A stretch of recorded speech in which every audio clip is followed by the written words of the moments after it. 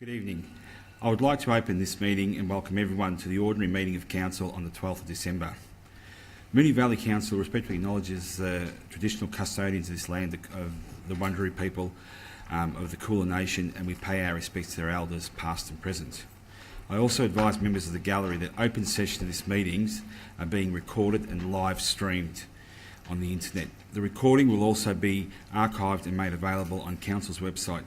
Gallery attendees are advised that their presence may be recorded.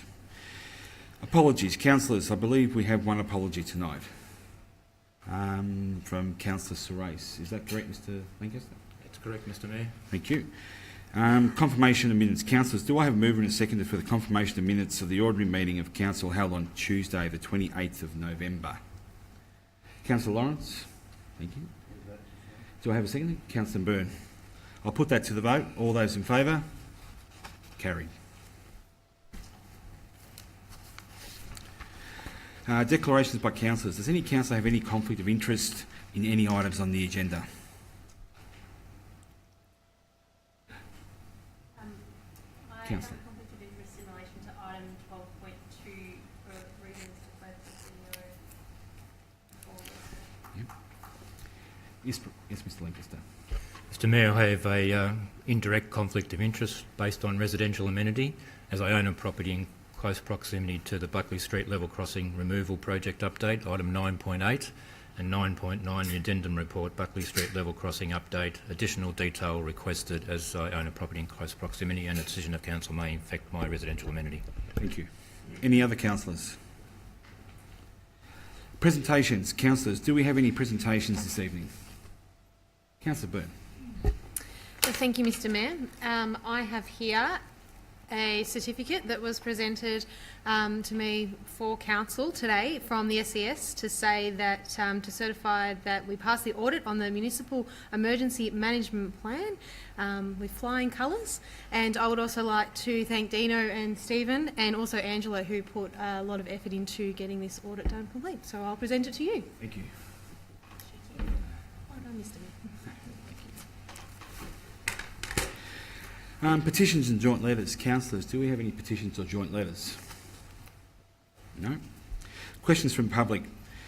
Do we have any questions from public, Mr Lancaster? Thank you, Mr Mayor. We have 3 questions from the public. I shall answer the first 2 questions and the Director of Planning and Development will answer that 3rd question. The first question is from Rose Scott of Moonee Ponds. And the question is, there are established residential streets in Moonee Ponds that have no underground stormwater disposal infrastructure. Instead, stormwater from roof space is fed to the open curb either by guttering extensions or increasingly by domestic pumping systems. What administrative systems does Council have in place to assess the total roof space in these streets against the capacity of the open curb disposal arrangements to cope in major rain events? When these streets are in danger of exceeding their capacity to dispose of stormwater without flooding, how does this impact on planning approvals when applications featuring new or extended roof space are submitted? The response is Council's legal point of discharge policy, which is available on Council's website, requires that all new developments or significant extensions to an existing building connect to the existing Council stormwater system in a way that maintains or reduces discharge from property and maintains or reduces the environmental impact from urban runoff. The policy also requires that private stormwater system will be effective and practical to maintain over the life of the system. There are many locations in the municipality that do not have underground street or easement drainage. Even where underground drainage is provided, in most cases this will only cater for a 1 in 10 storm event, so flooding cannot always be alleviated when storms of a greater frequency occur.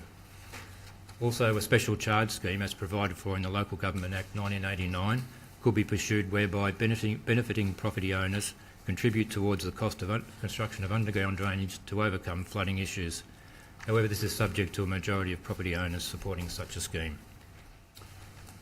Second question, Mr Mayor, is from Neil Furlong of Moonee Ponds. And Neil asks, I have taken note of Council's reaffirming its support for the installation of solar energy systems by residents as outlined clearly in the Council's newsletter. Can Council explain how current development plans are considered in light of this support, and particularly what is Council's position with regard to new developments which overshadow the solar panels of neighbours? Surely residents who invest in capture of solar energy via council support partnership with positive charge could fairly expect council not to permit new developments which overshadow their solar panels. Moreover, council surely needs to provide technical evidence to demonstrate the lack of overshadowing before any development proposal is approved. And the answer to that question is, council encourages residents to install solar panels. However, in areas where high density development is provided for in the Moonee Valley Planning Scheme, there is a risk that developments, new buildings and extensions of neighbouring properties may overshadow solar panels. There are currently no statewide guidelines for assessing overshadowing impacts of a proposed development on existing solar panels of adjoining properties.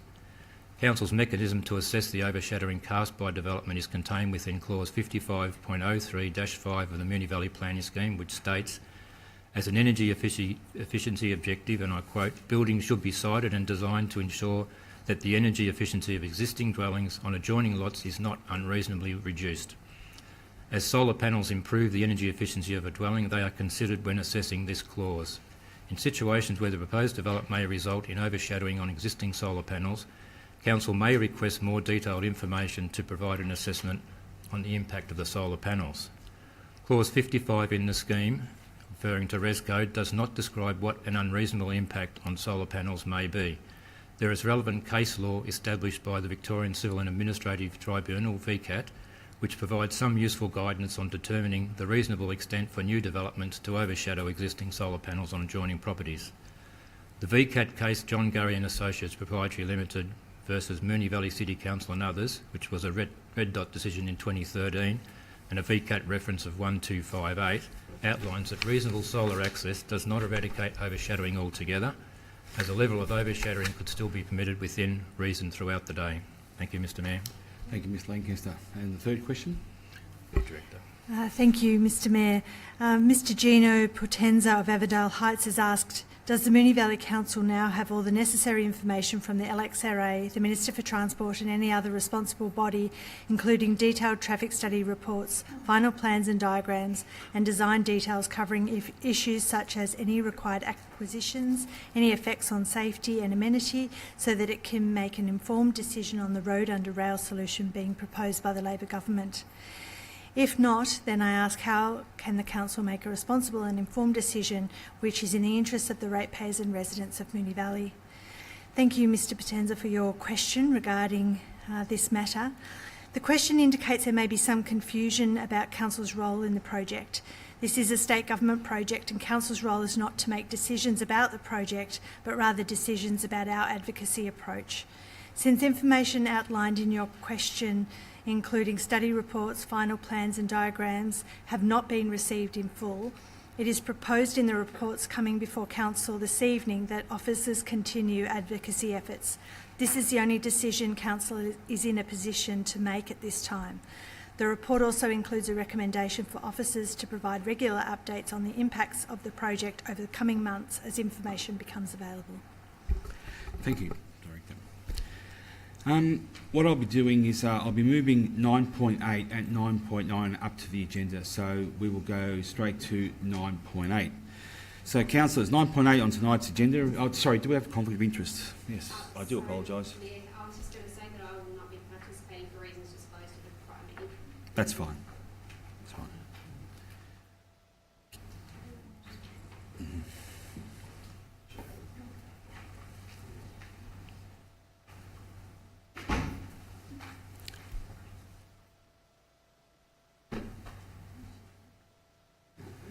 Council Report 9.8 on tonight's agenda is on page 99, is entitled Buckley Street Level Crossing Removal Project Update. Councillors, do I have a motion?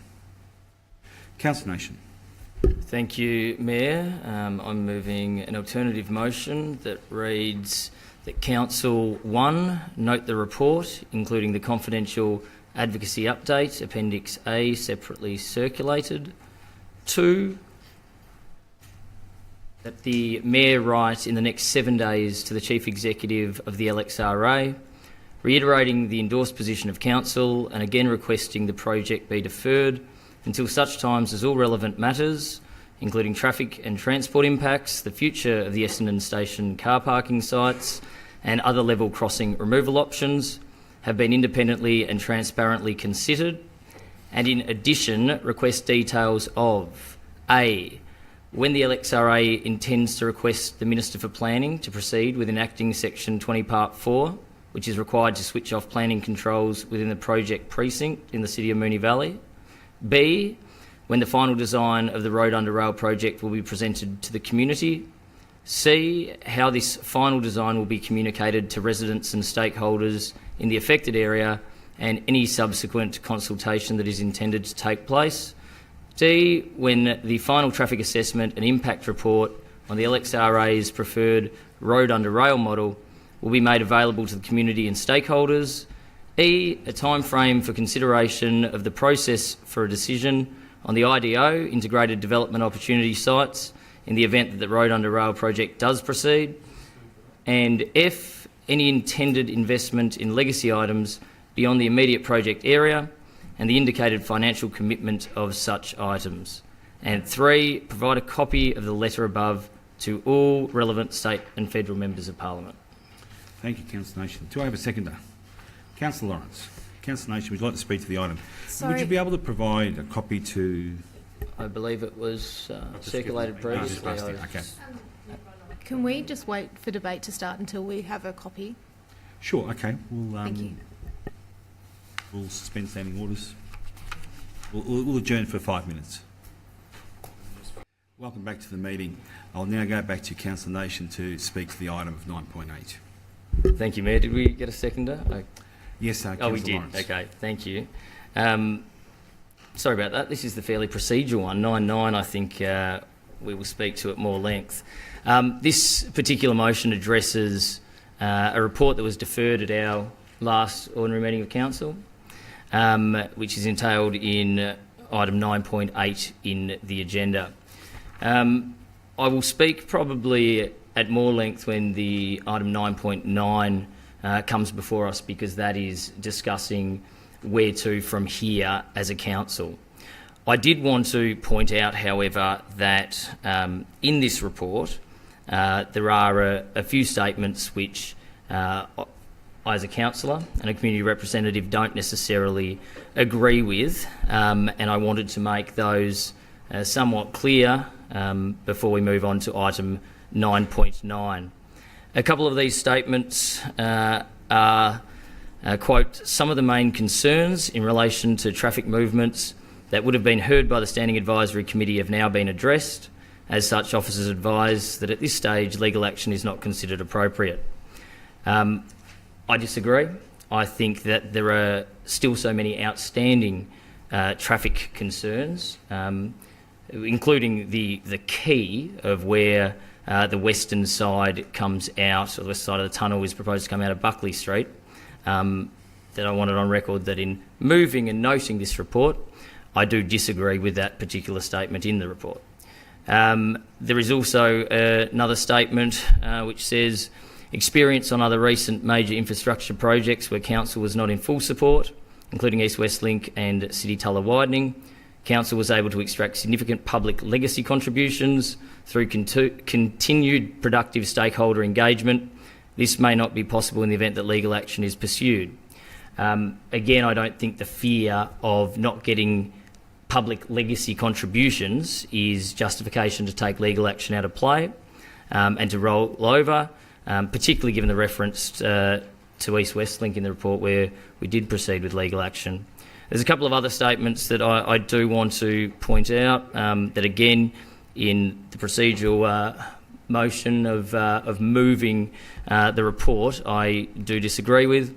One is, in light of the issues addressed, it is not considered legal action would assist Council to achieve an improved outcome for the project, since work has been done, or since the work has been done to resolve matters to their optimal condition in the road under rail design. Again, I put to you that I categorically disagree that the work has been done to resolve matters to their optimal condition. I would think an optimal condition would be not proceeding with road under, either proceeding with a rail corridor solution or not doing anything at all. Finally, there is a statement in the report that says, while there remains outstanding concerns regarding the road under rail solution at Buckley Street, and the LXRA is still in the process of resolving key issues in relation to the design and impacts of this approach. A number of key concerns have been addressed. The resolution of these matters is considered sufficient to direct future advocacy from legal action to working more closely with the LXRA on mitigating traffic concerns.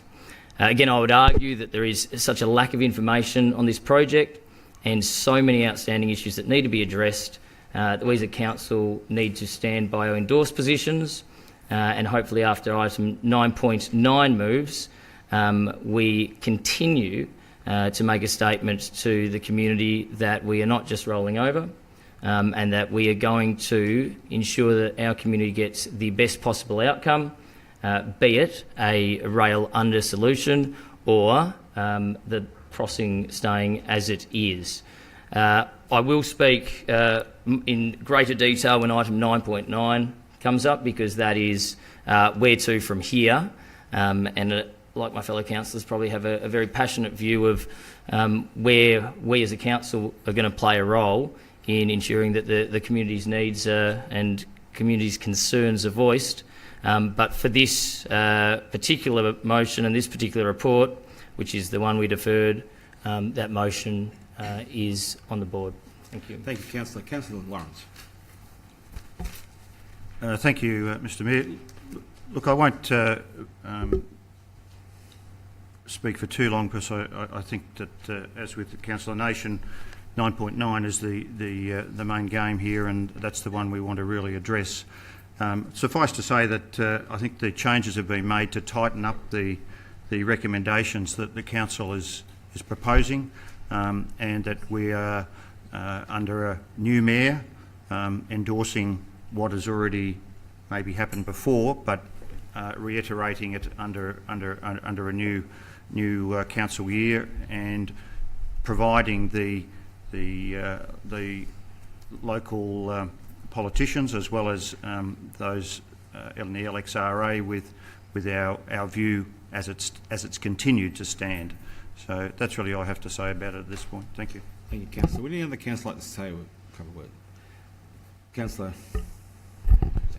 I'm not particularly fussed by your amendments to the motion that was prepared, or the recommendation that was prepared by the officers, except to say that I think that a fair few of the answers are actually residing in Appendix A, and that I would have thought that there is not a great deal of to be gained by writing to the Chief Exec of LXRA over the next 7 days. When do you think you might get a response? At this time of the year, it's an awful opportunity to write to people expecting answers and think that you're going to get in there. I think that the questions that you've raised are reasonable, but I'm not sure that they add any more to the motion that was put before us by the officers. I think that, in fact, when I do an analysis of the Appendix A, this is all a level of grandstanding that doesn't take us anywhere. I would have thought that we've got a process of advocacy which has been well and truly outlined, that is on the public in the public domain, and that's what we should be pursuing, rather than taking side trips to do things like writing to the Chief Exec of LXRA. Thank you, Councillor. Councillor Gacci-Marucci.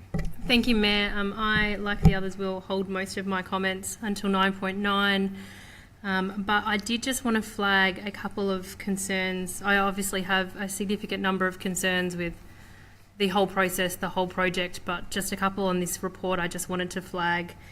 I think that whilst it's great we've been discussing the signalising of intersections, I do note that they're not funded yet, and I think discussing bus stops and streetscapes is great, but we're not yet addressing or resolving the massive impacts that will be felt by our community for generations to come. And the other bit that just really concerns me is the reduction of the traffic impacts to Lorraine and Violet Street. which is an outstanding traffic issue in the report, the traffic impacts are significantly broader than that and will have ramifications across most of Essendon entire precinct. So they were the two key concerns I wanted to flag on that. Thank you. Any other councillor? Councillor Nation, would you like to close?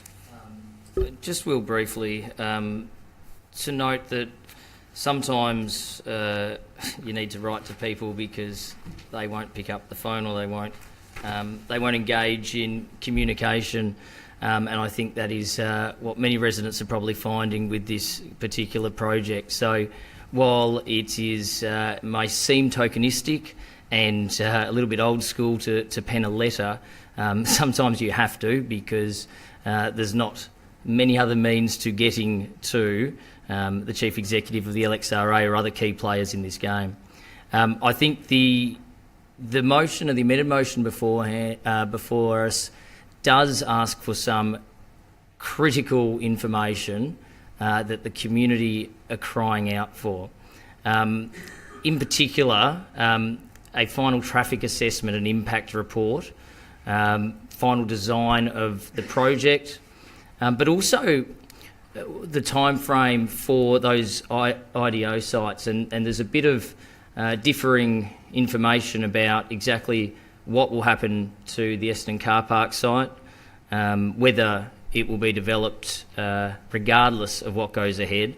And there's still that unknown. There's a lot of unknowns, but there's still that unknown as well. So I think that it is important that as a council we continue to ask questions and continue to try to get as much information for the community as possible, because a lot of them are kept in the dark, and those that aren't and the LXRA are willing to meet with, some of them actually have to sign a confidentiality agreement just to get some information.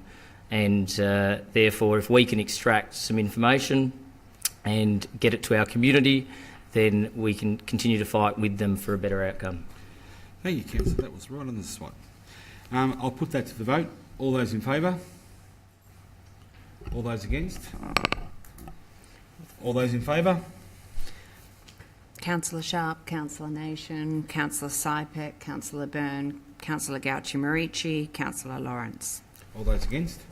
Councillor Cusack.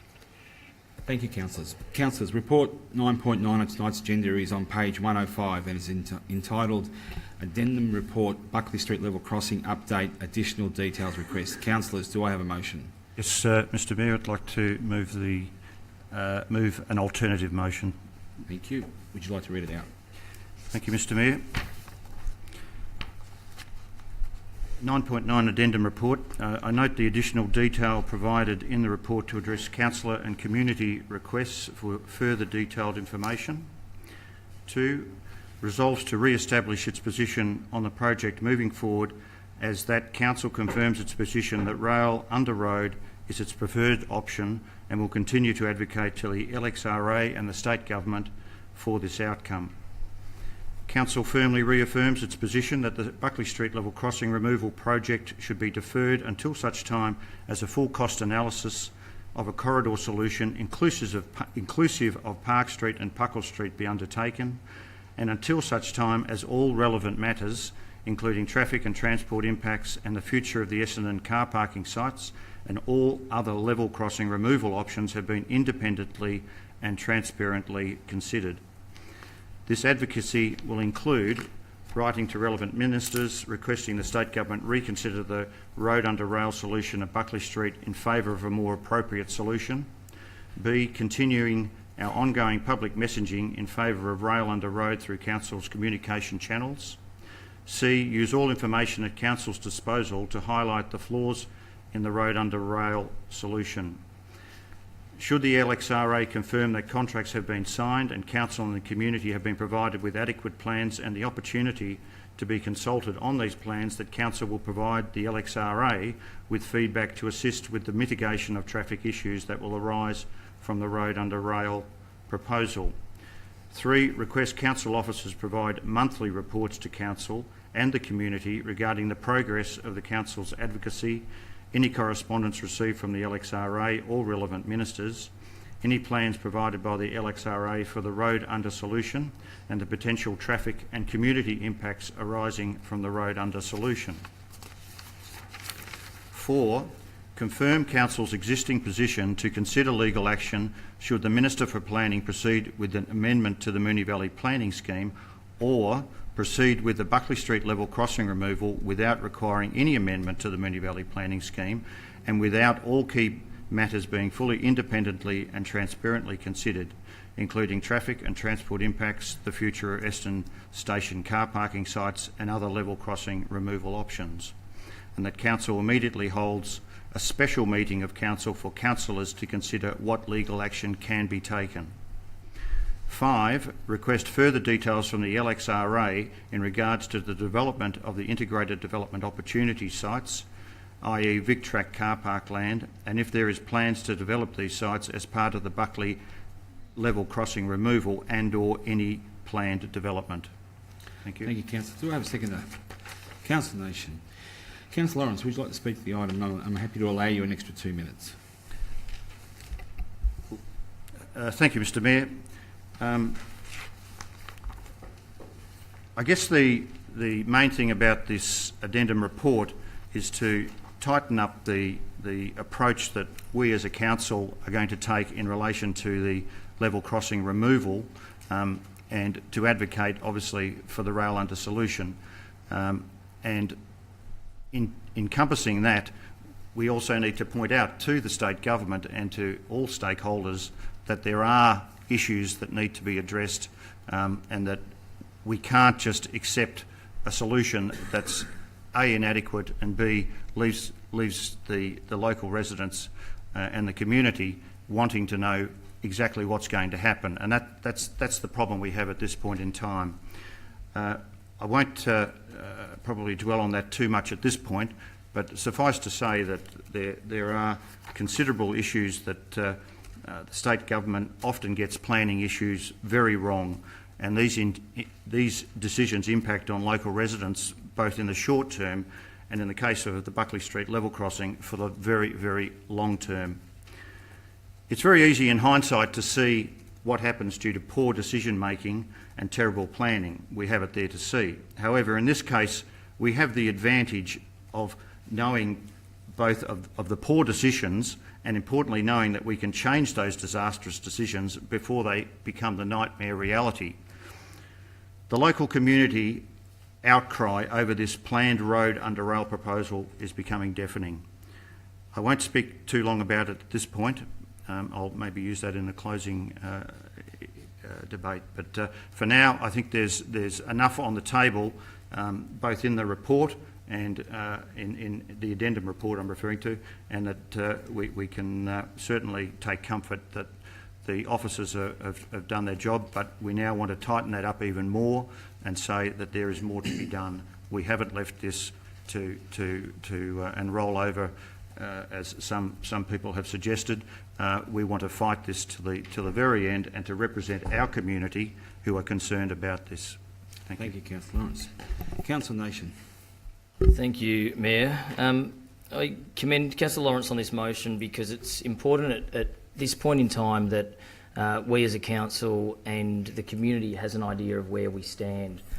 We've got 3 or 4 existing resolutions of council, and then the report that was just moved but was deferred from a few weeks ago sort of gave the impression that as a council it's time to roll over and give up.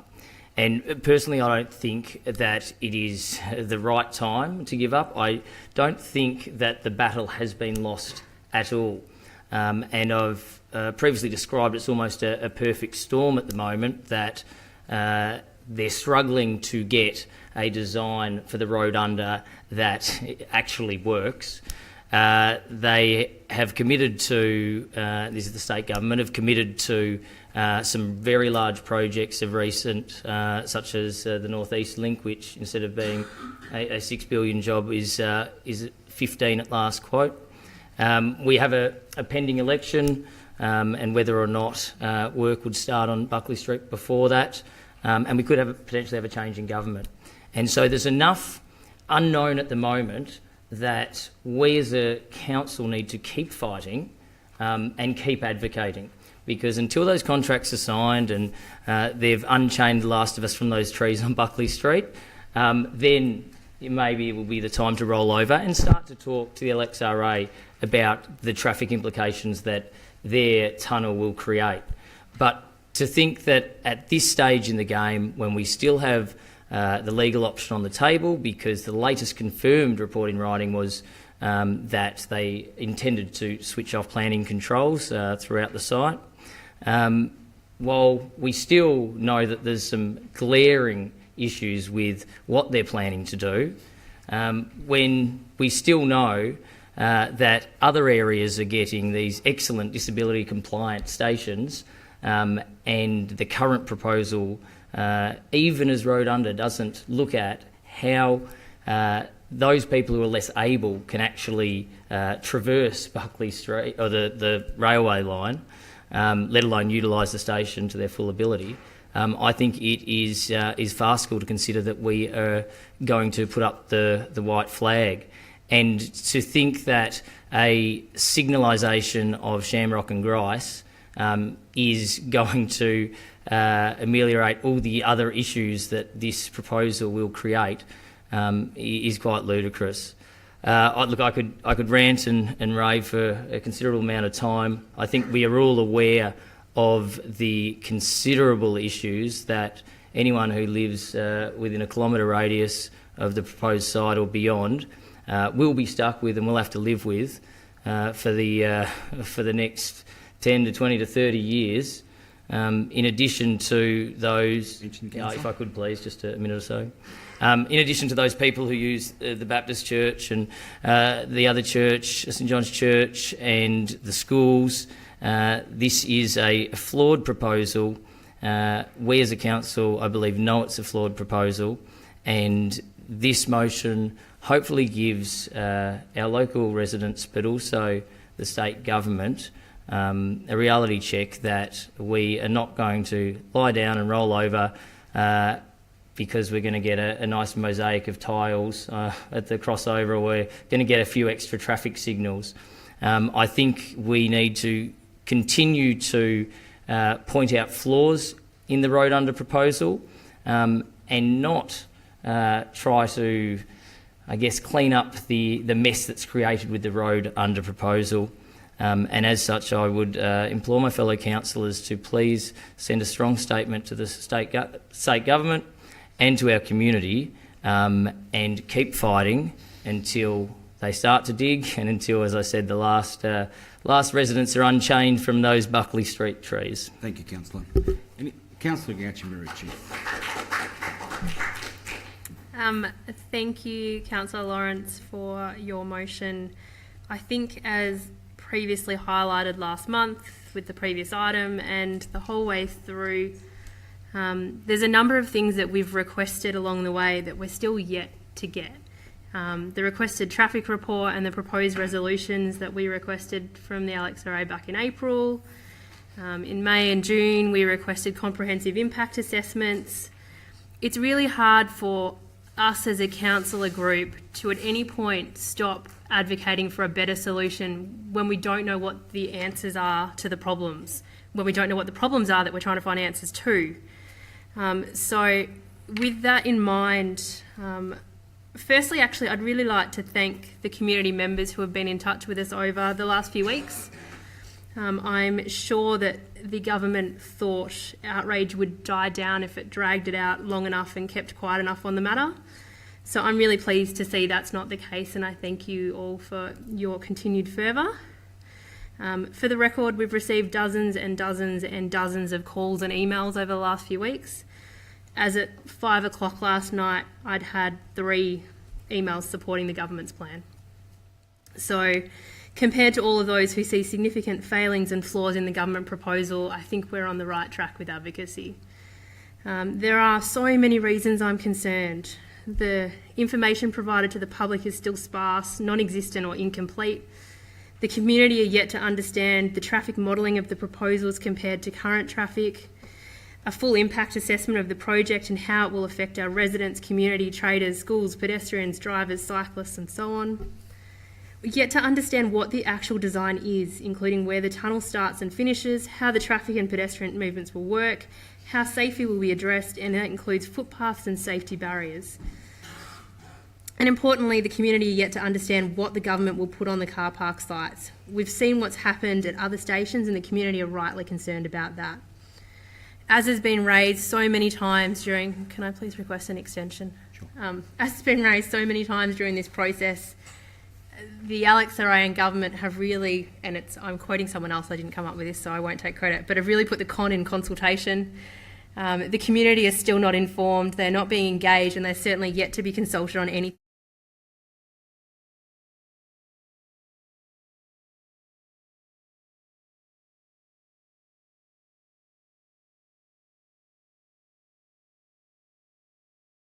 support.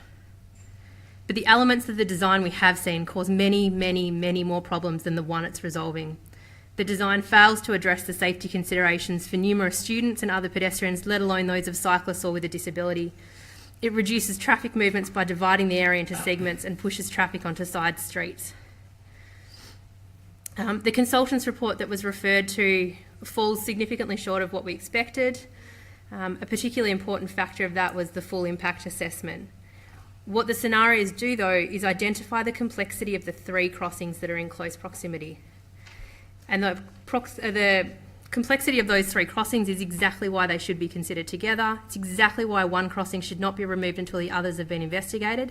And it's exactly why I'm unable to support a motion that does anything less than continue to advocate for the best possible solution for our area. What we do know is that the proposed LXRA solution is a mediocre, cheap and nasty fix, that it will create many more problems than the one it resolves, and it will divide the heart of Essendon for generations to come. We have one opportunity to get this right, and I encourage government to hit the pause button, at least until they've fully investigated a corridor solution, at least until they've fully investigated a solution that is future focused to deliver on the needs of our community for generations to come, at least until they fully understand the impacts of the proposed road under solution, at least until they've identified their plans for the car parking sites, and importantly, until they've communicated all of this to the community through genuine consultation. So until that occurs, I have no other possible logical choice but to support our council continuing to advocate the interests of residents, traders, schools and community in our area. Thank you, Councillor. Would any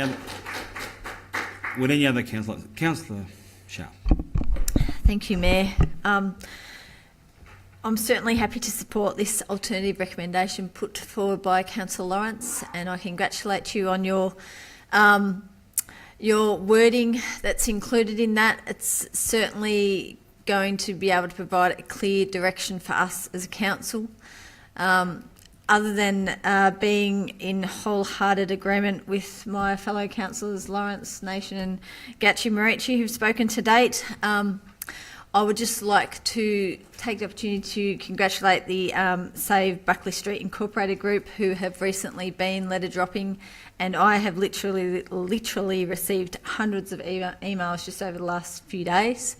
So I think that quite clearly shows the inadequate consultation to date, and the fact that people just aren't aware. So obviously the direct mail out is certainly having an impact, and they're getting mobilised, and I guess as Councillor Gatchi-Marici said, I think everyone thought it was going to go away, and it's pretty much quite clear that it's not, so thank you. Thank you. Any other councillor? Councillor Byrne. Thank you, Mr Mayor. I'm a bit torn with this one. I strongly believe that 3 stations rail under road is by far the best solution for Buckley Street, Park Street and Puckle Street, and I think as a council we all believe that as well. And I've received, just as the other councillor says, many emails in regards to this, but one of the concerns that I have is that it's not actually our project. It's a state government project. We don't know what we're actually fighting for, which has also been spoken about. But if we fight this really hard, that we don't want to have road under rail, everyone's asking for rail under road, but by deferring it, we don't know what might happen. And I hope that residents understand that it could open the door for Skyrail. It could open the door for many other options. We don't know. So I do have concerns about this. And I just hope, we know that the Labor government is not going to fund anything but road under. They've got their heart set on that. We haven't had a commitment from the Liberal government that they're going to do rail under. So I think that my position on this would be different if the Liberal government came out and said, yes, we will fund rail under road, but I do have hesitations in the fact that they haven't, because it makes me think what their plan is. The concern that I have particularly with this is more to do with the second half of point 2 in regards to should the LXRA confirm that contracts have been signed and council and community have been provided with adequate plans and the opportunity to be consulted, then we'll start working together. I don't want to miss the boat. If the Labor state government go ahead with road under rail, I want to make sure that it is the best possible outcome for the community. And no, it might not be perfect, and we know that there's been a lot of things that haven't come through in terms of traffic management and whatnot. But if we sit on our hands now and not work with them, the community will be disadvantaged. I'm taking all the political hoo-ha out of it, and we've got to think that if the state government goes ahead with their project, the community will miss out if we don't join in with them. So I'm not sure whether there can be any changes to this motion, but I'm a firm believer that even though we can push for rail under road, because that is definitely a better outcome, that if it is going to be road under rail, we should be working with them to make sure that the issues around Shamrock Street or the other issues, the wider issues, we're working with them, not against them, because at the end of the day, it's going to be these people that miss out. Thanks. Thank you, Councillor Byrne. Councillor Cusack. Thank you, Mayor. Well, I don't support this motion, and there are a number of reasons why. The first one, I suppose, that appears is in respect of the part 2, the section that talks about deferring the whole box and dice. To when and to what? The concept of putting rail under Puckle, under Park and under Buckley Street is very laudable. I have no problems with that. But the reality is that it's not likely to occur in the context of current budgets that state governments have, the commitments that both, differing commitments that both the Labor government and the opposition, Liberals, have made, and the Liberal Party noting have made no commitment to this, and that should therefore the notion of deferral until you get all the bits and pieces put in place correct is quite alarming, because you might be arguing tiny points forever. Certainly not within the next 5-10 years would you see anything happen. What happens to Buckley Street and the residents in that context? The next bit about is a point that Councillor Byrne has already raised, and that is we need to be working consistently and constructively with the LXRA. The LXRA have been charged with looking at this project and getting it up and running. If it's the will of the government to fund that and to go ahead with it, and you may win the situation and the whole thing gets pulled off the table and then nothing is happening, so what happens? But in the meantime, working constructively and advocating constructively on all of those issues that are the problems that already has been pointed out by Councillor Gauchi-Marucci is a really important thing to do. We're doing it. It's already there to some degree in the appendix to item 9.8. We should be ramping that up, not just starting it, but providing effort to go into that. The other parts of this are that it is Council's job to advocate. We don't have the dollars for this. This is a state government project, clearly a state government project. They have come to government on the basis that they will fix up that crossing. Unfortunately, it doesn't mean that it has to be everything else, which is a great shame, because it would have been nice to have had a look at that. Can I have a minute or so, Mayor? The government has not got another Port of Melbourne authority that I know of that it's going to sell and contribute to a project that we don't know how much it would cost, but to go totally rail under for all of those places is estimated generally in the $1 billion mark or more. And there are heritage concerns with stations and all sorts of things like that. So where do you find that sort of cash? And to do it in a relatively small area. That's 1/10 of the whole of the Metro Melbourne rail project as it currently stands, or it's 20% of other projects like the Western Distributor. So putting it in that context, it's a very difficult one to conceive of. I think also that there's been the question raised about the sites and how those other opportunities might be managed. Well, of course, we know that there's a level of complexity associated with those because of the different people who own them. The car parks are Vic Track land and so on like that. So it's not about negotiating with the LXRA. It's obviously Council's job in terms of its planning things to engage with the government about planning for those particular sites.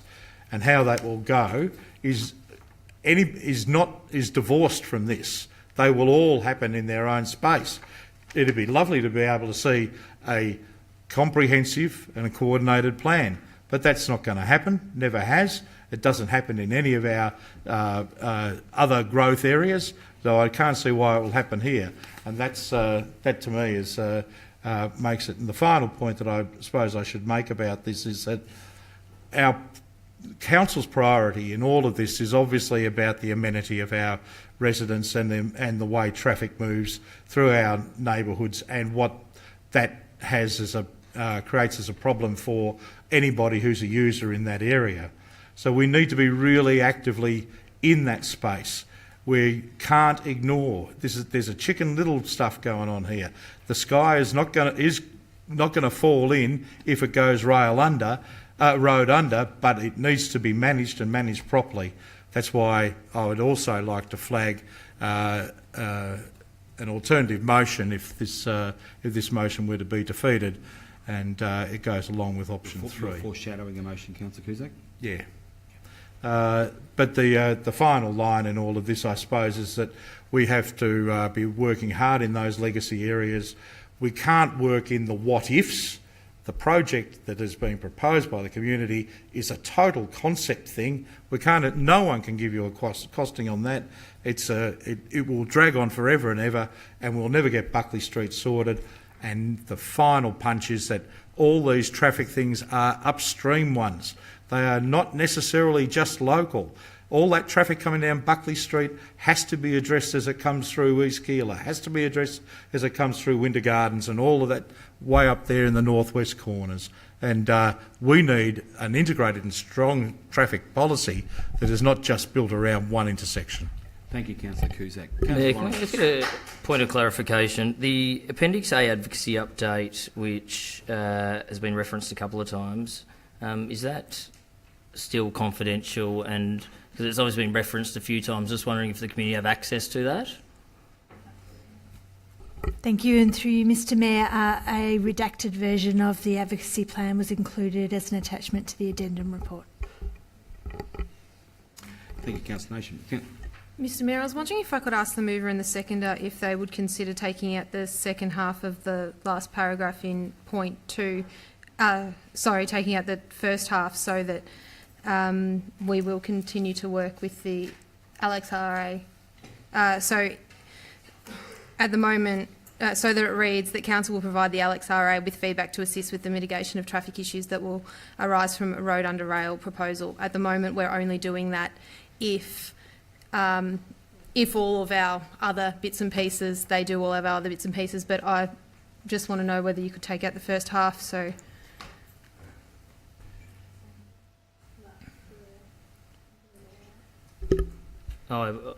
It's obviously the mover, but I would say no, because I don't think we should be cleaning up their mess. Councillor Lawrence? I agree with Councillor Nation. Okay. We'll leave it at that. Councillor Lawrence, would you like to close? Thank you, Mr Mayor, and I might take a few extra minutes if it's okay. Just firstly, it was mentioned that this is not our project. It's a state government project, and that's very true. However, it is our city, and we are custodians of that city, and that is what we stand for. And if we don't stand for that, then what the heck are we doing here as a councillor in Moonee Valley? That's the first point I'd like to raise. Now, another aspect would be that this does open the door for a better option, and there are better options, and that's why there's such a local community outcry over this planned road under rail proposal, and it's deafening. The residents of Eston Moonee Ponds are not being listened to by our local members of parliament, both at the state government level and the federal government level. I've had over 150 emails in the last week, both privately and through our Moonee Valley email system, as well as over 50 phone calls and text messages from all local concerned Essendon and Moonee Ponds residents, and I applaud them. I absolutely applaud them. They're all saying to me, why won't Danny Pearson listen to us, and why won't Bill Shorten say something about what is happening in his electorate here in Moonee Valley? We've heard nothing. That is silence. That's not deafening, that's just silence. Secondly, it's not the Liberal government we're dealing with at the moment. We're dealing with the Labor government. So there's no point us negotiating with a government, another opposition. We're dealing with the Labor government, the state Labor government that is suggesting this proposal. This is not perfect, and we know that. But to sit back and do nothing, as would be suggested, is literally being railroaded. Deferring the project is a better solution, and it's not a bad solution because it gives us time to look at the better solutions.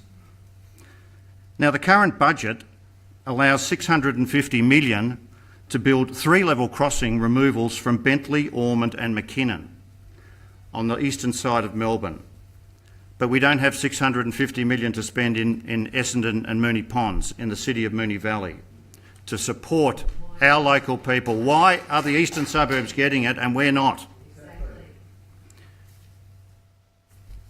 Advocating for a better solution is what we want, not to advocate for a better road under rail solution. That is what we're doing. We're advocating for rail under road. Councillor, I'll allow you another minute. Thank you. The estimate cost of council's consultants comes in around $680 million in the last report that I looked at. Correct planning and consultation is always what the government should be about. It's called transparency, and this has not happened from this state government. Concept plans are just that, and that's all we've seen from this proposal, just an artist's impression. We have not seen any drafting plans. The local community wants answers, they want details, they want costings. They want local members to stand up for the community, show leadership, not stand up for a party they represent. This issue is not going away. This issue is not going to be allowed to destroy two beautiful suburbs. This decision is not for our future, and we want a bad state government decision destroying our beautiful Essendon and Moonee Ponds area. We want it changed. Thank you, Councillor. Just another half a minute, if I could, please, Mr Mayor. The safety implications of what we currently know in the design are very unsafe, and Councillor Marucci has already mentioned that. There are 3,500 school children twice a day going through this area. This is a major terminal for train, tram and bus in the Essendon and Moonee Ponds area, which moves and transports thousands of school children. Reducing the Buckley Street from 4 lanes to 3 through a tunnel will not improve the traffic flow one bit. The traffic will only bank up at Mount Road and in the east and Waverley Street to the west. Councillor, I think I've been generous enough. Okay, thank you. I'll just leave it at that, and I would encourage my fellow councillors to endorse this. Thank you. Councillors, I'll put that to the vote. All those in favour? All those against? All those in favour? Councillor Sharp, Councillor Nation, Councillor Sipek, Councillor Gauchi-Marici, Councillor Lawrence, All those against? Councillor Byrne, Councillor Cusack. Thank you, councillors. I'll now go back to the original agenda. Yes, could you get the others in, please?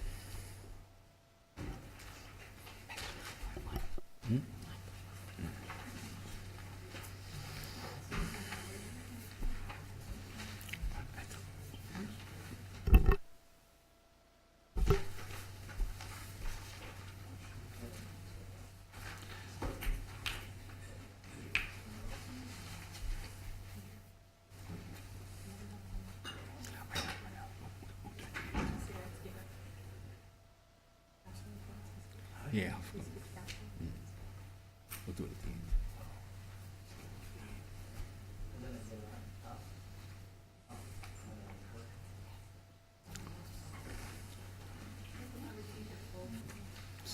Councillor Marshall? Okay.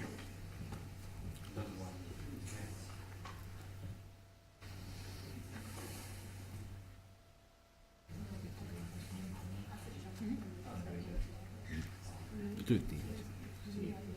Yeah, the report's at the end.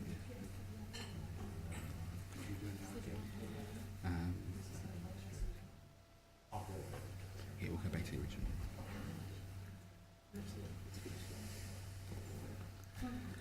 Thank you, Councillor. Councillors, report 9.1 on tonight's agenda is on page 11 and relates to a planning application at 3 Sussex Street, Moonee Ponds. Councillors, do I have a motion? Councillor Cusack. Yes, I'd like to move the officer's recommendation as a motion with a slight amendment.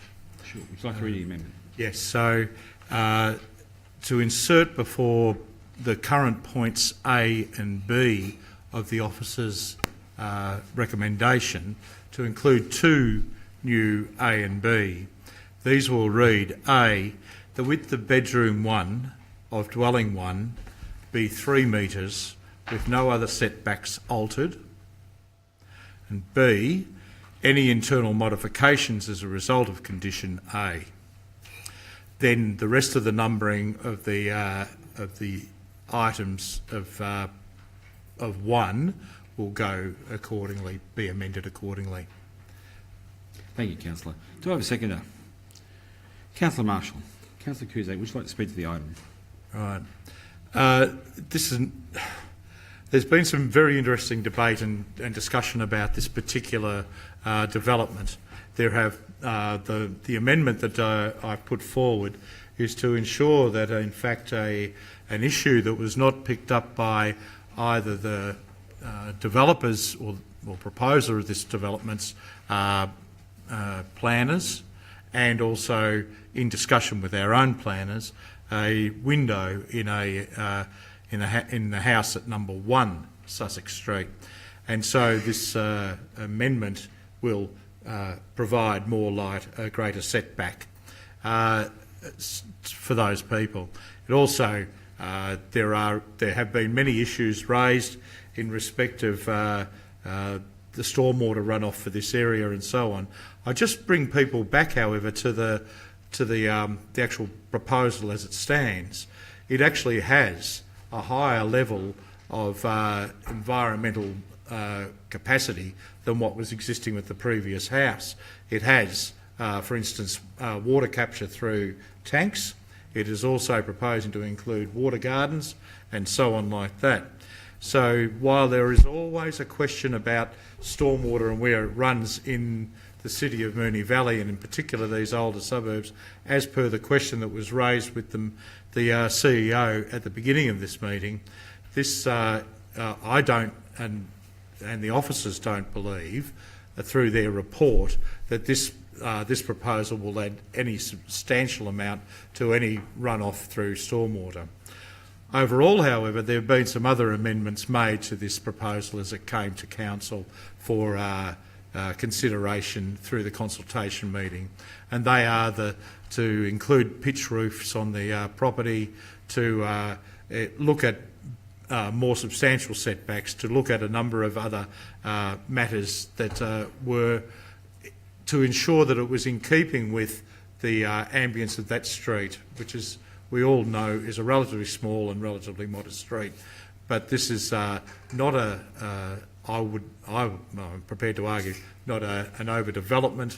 It is a development that has two on a block, and the block sustains that, and it falls within all of the other parameters for permeability, for site coverage and so on like that.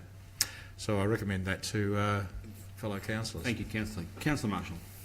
Thank you, Mayor. Yes, as Councillor Cusack has indicated, this is a development application for 2 double-storey dwellings on 627 square metres in Moonee Ponds. And as is always the case when we are looking at development applications, we have to do an assessment of the proposal as against the particular rules that apply to the site in question. Councillor Cusack and I attended the consultation in relation to this, and there was understandably a lot of concern around the proposal. And there was a fair bit of discussion too around potential preferences for side-by-side dwellings or one sitting back and front.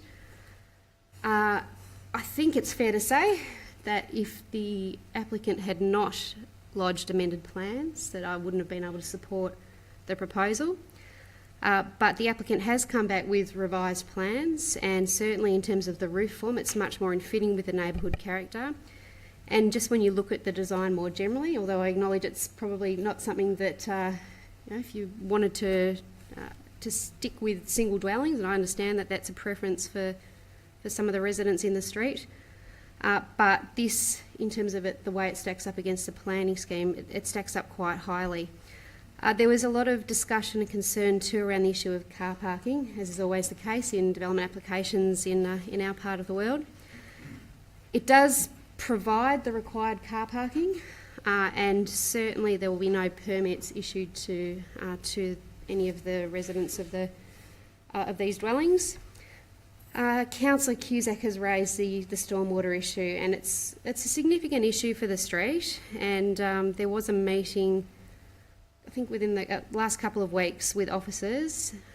This development itself, when you look at the conditions proposed, it's unlikely, by virtue of the number of conditions, that this would exacerbate any stormwater issues.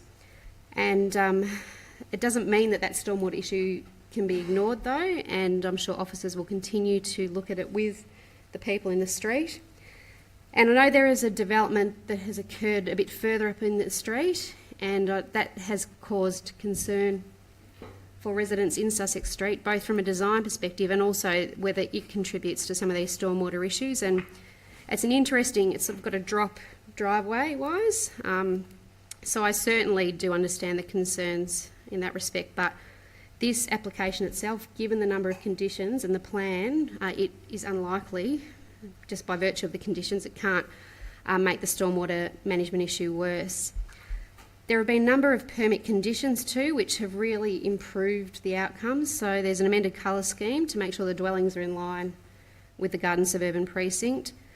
There's a requirement that the plans be amended to actually comply with the street setback objective, and that's really important. Extension, Councillor. Oh, sorry, I went through that time very quickly. Yes, please. There's a requirement for privacy screens, and they have to be approved to the satisfaction of council, which again is important. There are also, by virtue of the conditions, some stringent requirements in relation to landscaping and to the garden spaces, and some limitations around what can occur with those. And also a requirement for canopy tree planting. And as Councillor Cusack noted, when you look at the Res Code assessment, certainly the height is very much within Res Code. The site coverage, the permeability, again, they all fit very much within the Res Code requirements. There's also the fencing, I think, much more consistent than what it otherwise may have been. There's an issue around the access point, and sorry, have I gone through another minute very quickly? I'm coming to an end. The standard is 40%, and this is at 43.7. And it's always a challenging act with this, because it's that balancing act of, do you want to lose a car park on the street? And the answer is, for the most part, no. So I think, on balance, while I understand that this probably wouldn't be the preference of the people in the street, and it wouldn't be my preference either, if it was not about an assessment as against a planning scheme, on balance, this is an application that should be supported. Thank you, Councillor. Would any other councillor like to say a few words? Councillor Cusack, would you like to close? No, put the motion. I'll put that to the vote. All those in favour? Carried unanimously. Council Report 9.2 on tonight's agenda is on page 31 and relates to a planning application at 24 Dover Street, Flemington. Councillors, do I have a motion? Councillor Marshall. Yes, Mayor, I move a motion in the form of the officer's recommendation. Do I have a seconder? Councillor Cusack. Councillor Marshall, would you like to speak to the item? I will. Hopefully I won't go through the 5 minutes, but this is essentially a renovation of an existing property within a heritage overlay, and like many of the houses in Flemington, it's actually on a very small block of 224 square metres. It's another application that we attended where I think it was the emotions were running high, that's fair to say, and the applicant took on a significant amount of the feedback at that consultation and has submitted amended plans. And again, it's one where I think it's probably unlikely it would have been supported as initially proposed. But again, this is the balancing act we face and the challenges we face with properties like this. So they deleted in the amended plans the front bedroom on the upper level, and that is incredibly important from a heritage perspective, because from that streetscape and those sight lines, it has really reduced that visual intrusion. So that's a very important amendment. There's also a decrease in the upper level ceiling height, again important both from the amenity impacts on adjoining properties but also from that heritage element. There's a reduction in the front fence, and we had quite a discussion around the front fence in the consultation, also the material, a change in the materials proposed. So I would note too that the front part of this property is being retained, which again is important when you're looking at how the streetscape looks. Where there's any potential for overlooking, there has been condition to deal with that very clearly, so I'm comfortable that that issue has been dealt with. And again, in light of the site coverage and the permeability for a site of this nature, on balance, it's one that, look, I don't think I'm being dramatic to say that we've been spectacularly unsuccessful in applications that are not dissimilar to this, that have been appealed or that have been refused and have gone to the tribunal. And to some extent, if you can negotiate, if you like, an outcome that might be not entirely what everyone wants, but mitigate some of the worst elements of an application, it's probably, on balance, better than taking the VCAT gamble where people might get none of what they want. Thank you, Councillor. Would any other councillor like to say a few words? Councillor Cusack. The challenge, Mayor, in all developments in places like Flemington, especially where there's obviously heritage overlays and the likes of that, is how do you re-energise and renovate existing stock and make it something that works for 2017 while acknowledging these places were built in the 1860s, 70s and 80s. And this is a point this is a house that makes that point. The issue that we have found, what I find is good about this, and the why we've got, and I'm supporting the motion with the amendments that have been put forward by the people developing this since the first consultation, is that it sort of gets that balance right, and it's not missing the fact that this is a special area. You can let these places sink into the west, and therefore they ultimately become knockdowns, and that would be the worst part and the worst way to acknowledge our heritage areas. So I'm happy that the people who have proposed this development doing so with a high degree of sensitivity for the local area.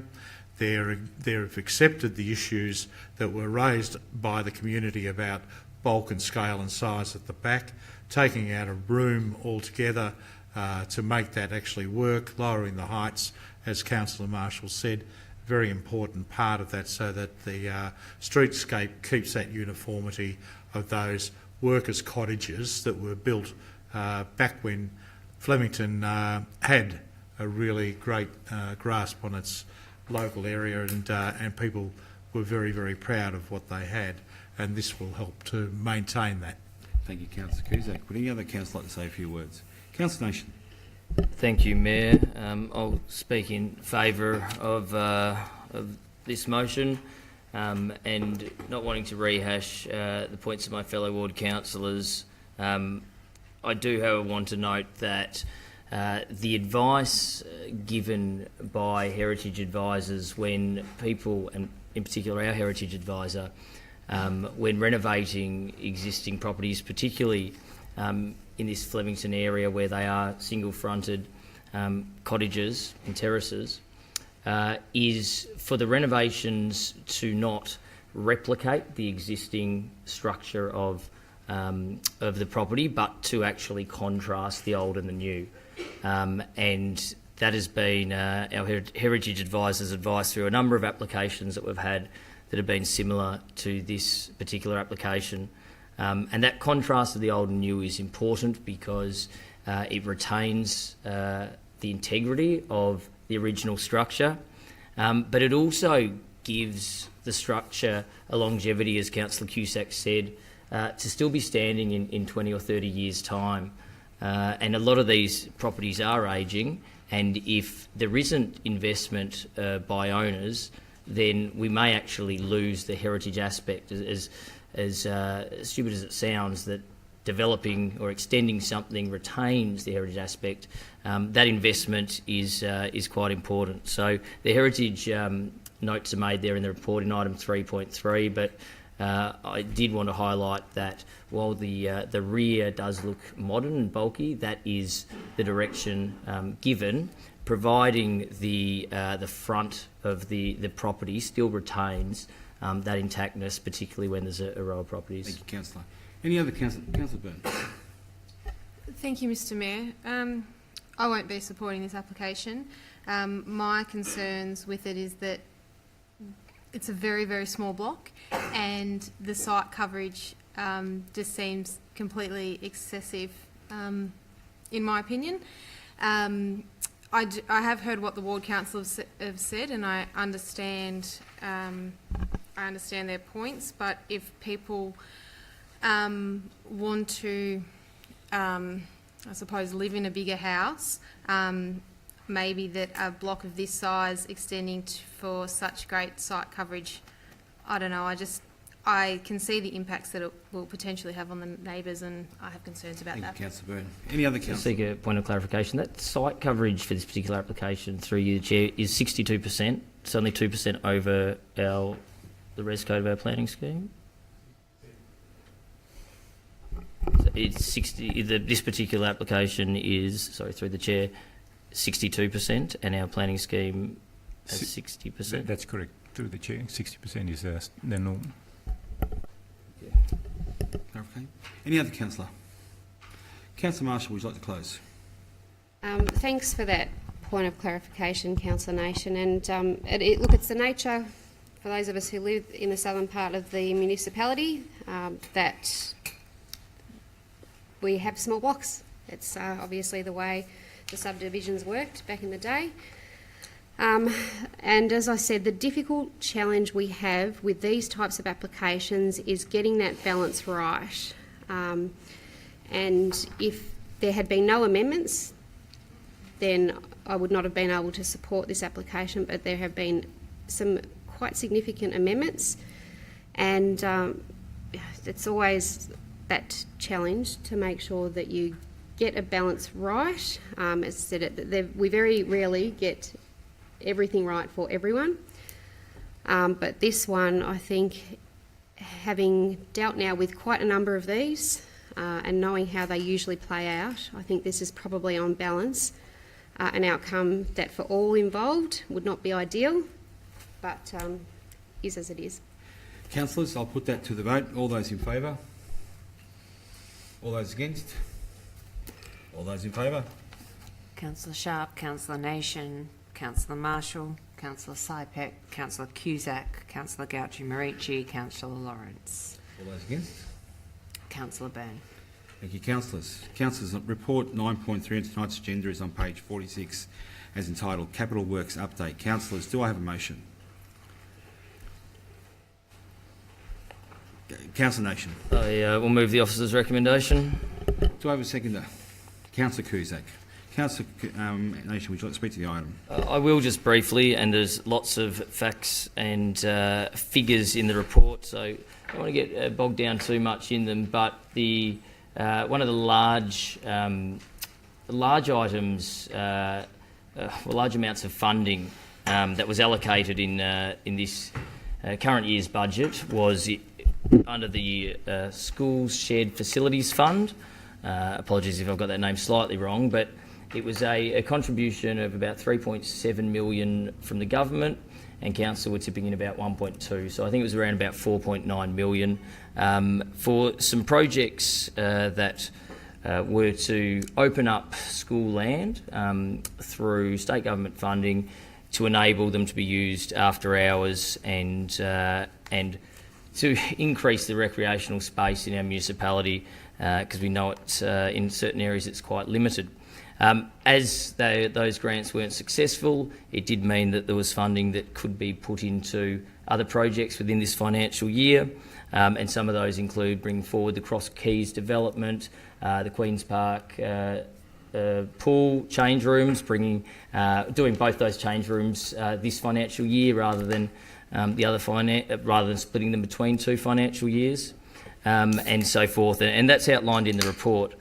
One of the real positive parts of the report, and I give credit to our new CFO, is to see that a lot of the budgeted for items have come in under budget, and there's a reference to savings, and quite a lot of projects that are stamped off as completed, which is really positive, that amounts that we're allocating to projects, that we either stick to those amounts or save a little bit of money.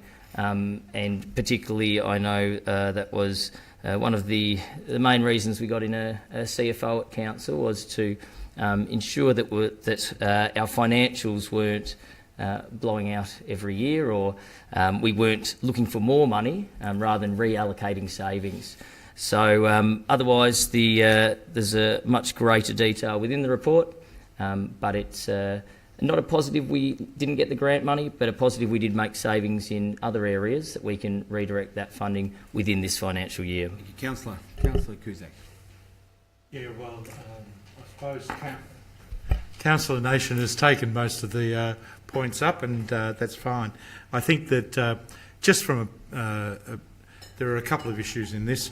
One is that there are a number of projects that were carried forward from 16-17 and need to be included in our 17-18 budget. There were various reasons why that happened, but I suppose the main things about our variations are that they relate to some savings that we've been able to acquire through the costing and so on like that is now being applied through council. And as Councillor Nation has said, that we need to acknowledge the role of our Chief Financial Officer in that, but also how that works down through the processes that council's adopted that are much more vigorous and I would think much more specific about sort of how things are going. So the yardsticks that are being applied to some of these projects are excellent. There's also some revised delivery times which have affected or changed or make projects have affected this budget, and also we've been fortunate in some areas to acquire additional funding from other sources, which has been a terrific thing. And of course, as you frame a budget and you try to stay along the lines of what the direction of that is, and you have big plans that say this should be happening over a 10-year period, some smaller things will always pop up, and so new priorities will emerge. And no greater a priority has been, for argument's sake, the change in how we've had to look at and adapt our pavilions, for instance, to cope with more young women playing sport, and to encourage more young women and girls in particular to be involved in healthy activities like that. So they're reflected in this capital works. Thank you, Councillor. Would any other councillor like to speak? Councillor Marshall. While Councillor Cusack is talking about young girls, let's talk about council putting its money, to borrow a phrase of another councillor, where its mouth is, and supporting the sport that is played by the most number of women and girls in Moonee Valley, and that's netball. So I'm really pleased that while we missed out on the funding through the state government grants process, that we have said, you know what, we need to support women's sport, not just talk about supporting women's sport. So it's really pleasing to see that there. While we're praising officers, while of course our CFO has a very tight control on the purse strings, obviously those projects come in or under budget because of the people who are delivering them on the ground. So obviously we've got staff who are really looking at how those projects are managed and doing a very good job of delivering them. Thank you. Any other councillor? Councillor Byrne.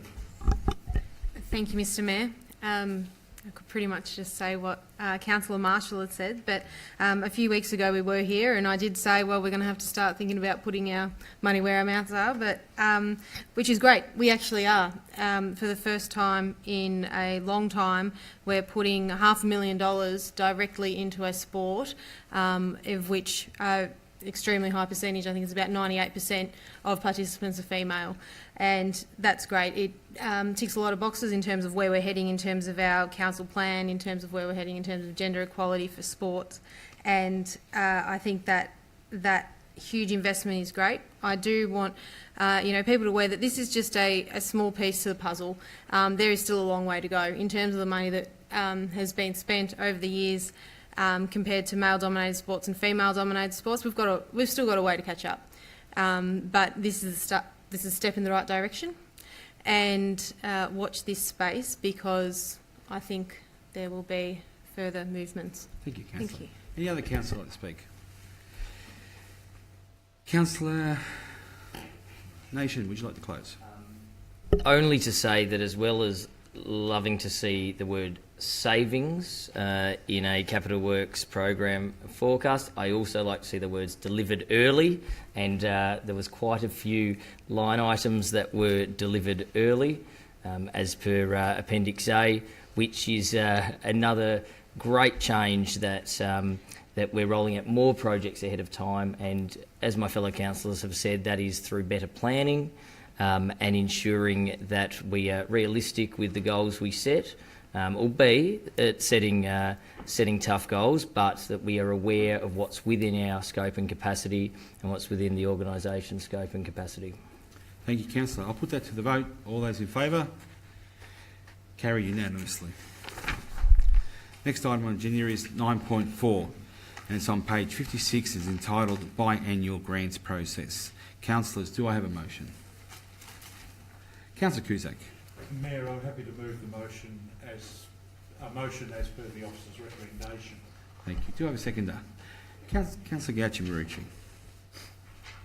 Councillor Cusack, would you like to speak to the item? The operation of the council's grants program has had an interesting history over the last few years.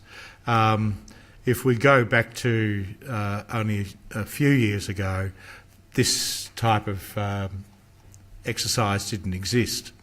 The capacity of our community to be able to do things, given funding for good ideas, was something we didn't test. In fact, our council was particularly backward, I think, in not accepting the fact that in all of the discussions that we have about community capacity, we don't talk about the capacity of the community to actually do it for themselves. And so the grants process grew out of that. It also grew out of a need to dissolve an old practice where councillors had amounts of money allocated to them each year to undertake particular projects, small capital works and the likes of that. So you now see before us a recommendation that is in somewhat a way of the evolving process.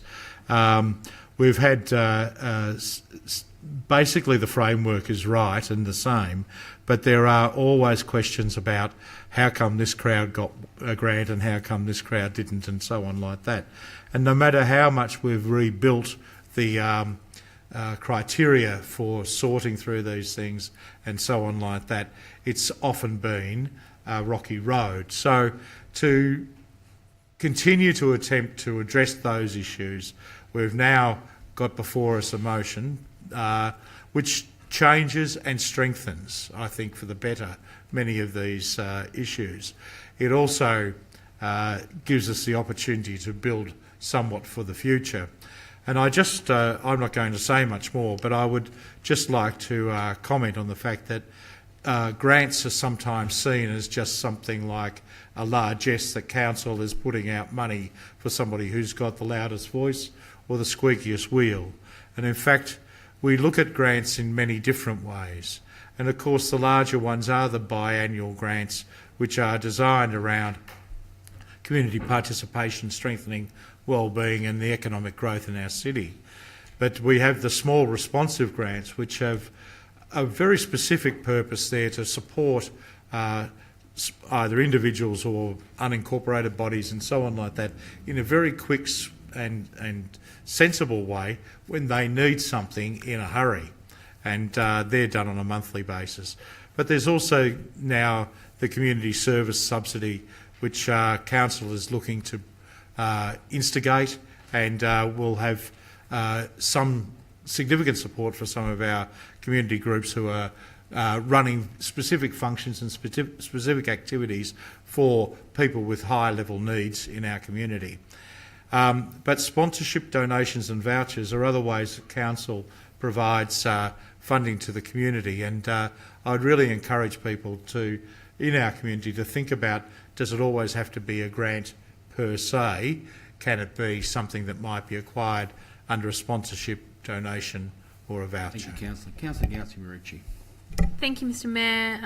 I will speak just briefly. Having been around for just over a year now, I was certainly very, very surprised to learn about the old archaic way of each councillor having their own little funding pool.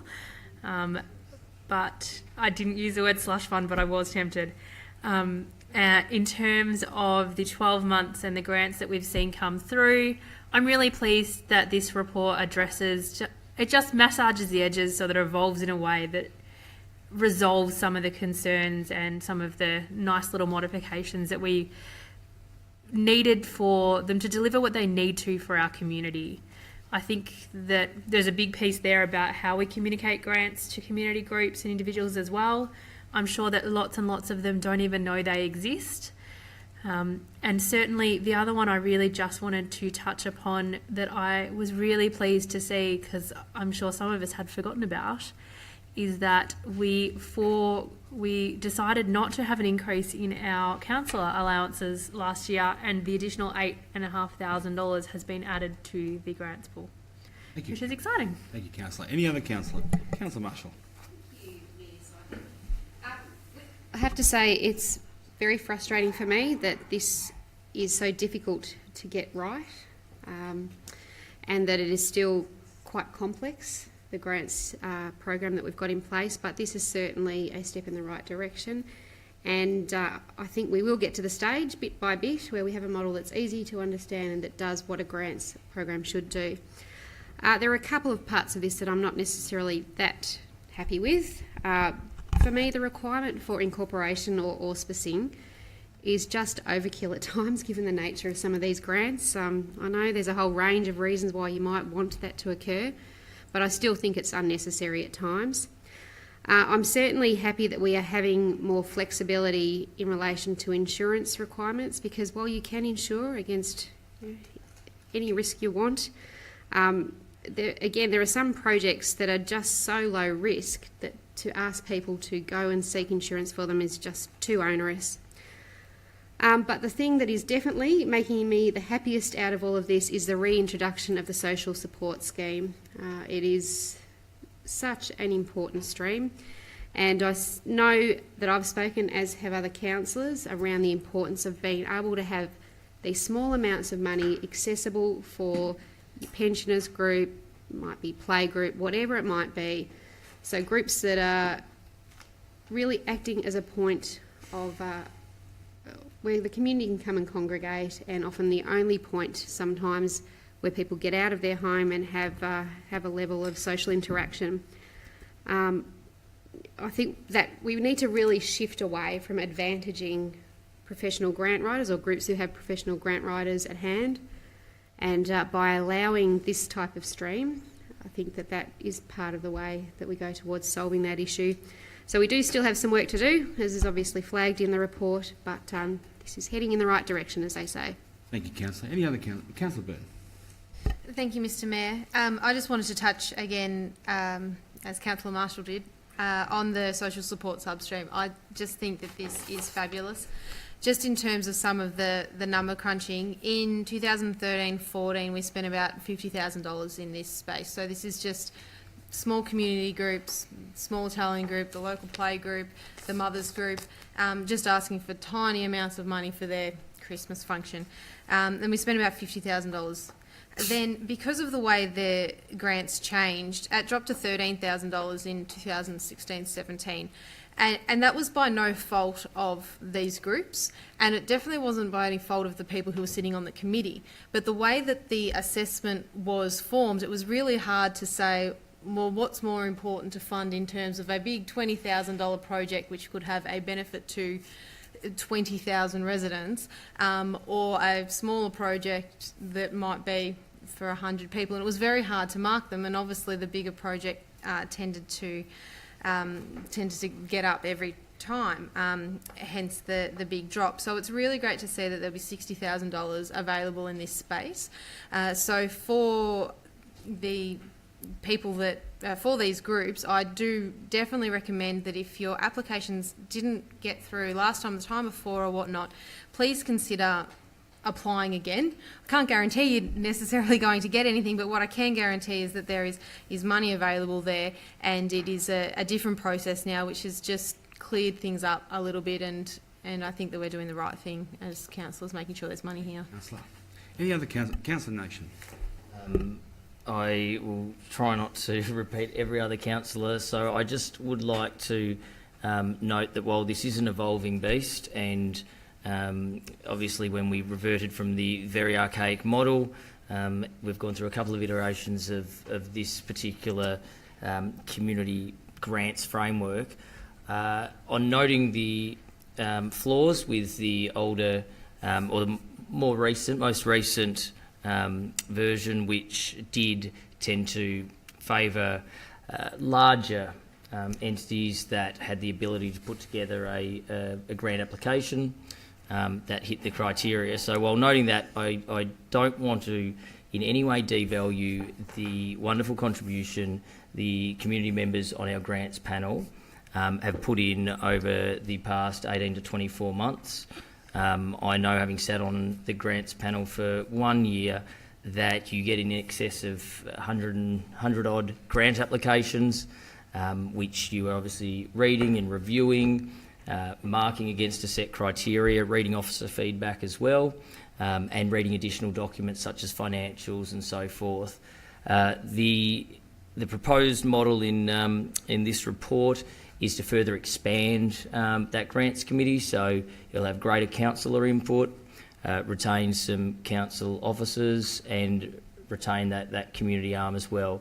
So despite following a little bit of an evolution here, I don't in any way want to devalue the work done by our independent members of the grants panel, because it is a very large job that they've been willing to do to ensure that our funds and their funds, what does I mean their funds, are allocated to projects that will have a great community benefit. Thank you, Councillor. Any other councillor to speak?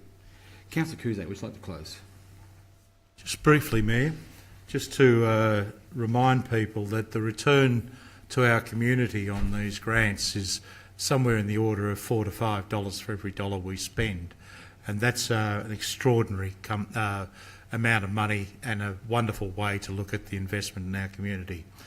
That people who don't know, it's the savings that we're making in health, it's the savings that are being made by actually getting little jobs done that make places work better. It's about how organisations can function more effectively, therefore extend their scope and their attraction to other organisations or to the community and so on like that. Offer and continue to be functioning within a limited world of funds where, you know, Lamington Drives and all the rest of it don't quite do it all the time. I think that one of the interesting things for us as a council is to consider the question of how much money is being allocated to the grants process. I know it's a separate issue from this matter, but at some point we're going to have to consider how that is increased, because the critical thing is that our community is able to do things. We don't need to employ all sorts of people to do all sorts of jobs when there's people out there who are willing to do it for next to nothing. The other thing about this is that when we take risk, our community is prepared to come along with us and take some risk. So it gets back to Councillor Marshall's point and the point that was also made by Councillor Byrne, that we should be able to set up a system that is much easier to access, much easier to operate, and much easier to actually get something out of. The final point is that I also would like to suggest that in the future, when we're looking at this sort of stuff, that we look at maybe something that helps these groups acquit the money that they've got. We have all these front-end things that we put on them, and then we ask them to acquit. And sometimes the acquittal and evaluation stuff is a very difficult thing when you're a very small mob. And maybe a panel of like-minded bookkeepers or accountants might help, or auditors in our community might actually help a number of these people. I'll put that to the vote. All those in favour? Carried unanimously. Council Report 9.5 on tonight's agenda is on page 82 and responds to a notice of motion, Wi-Fi in activity centres. Councillors, do I have a motion? Councillor Lawrence. Thank you, Mr Mayor. I move the officer's recommendation. Do I have a seconder? Sure. Councillor Gauci-Marici. Councillor Lawrence, would you like to speak? Thank you, Mr Mayor. Local strip shops in Moonee Valley are under a lot of pressure to be profitable, and they're competing against very large shopping malls within close proximity to nearly all within Moonee Valley, including Westfield, High Point, and even the ones further out towards Taylor's Lakes, etc. These shopping malls, the large ones that is, provide free Wi-Fi. They provide it to the entire centre. People go there as a destination, they sit down, they have a coffee, they flick their phones on, their mobile phones, and they're able to get Wi-Fi at no cost. At no cost to them.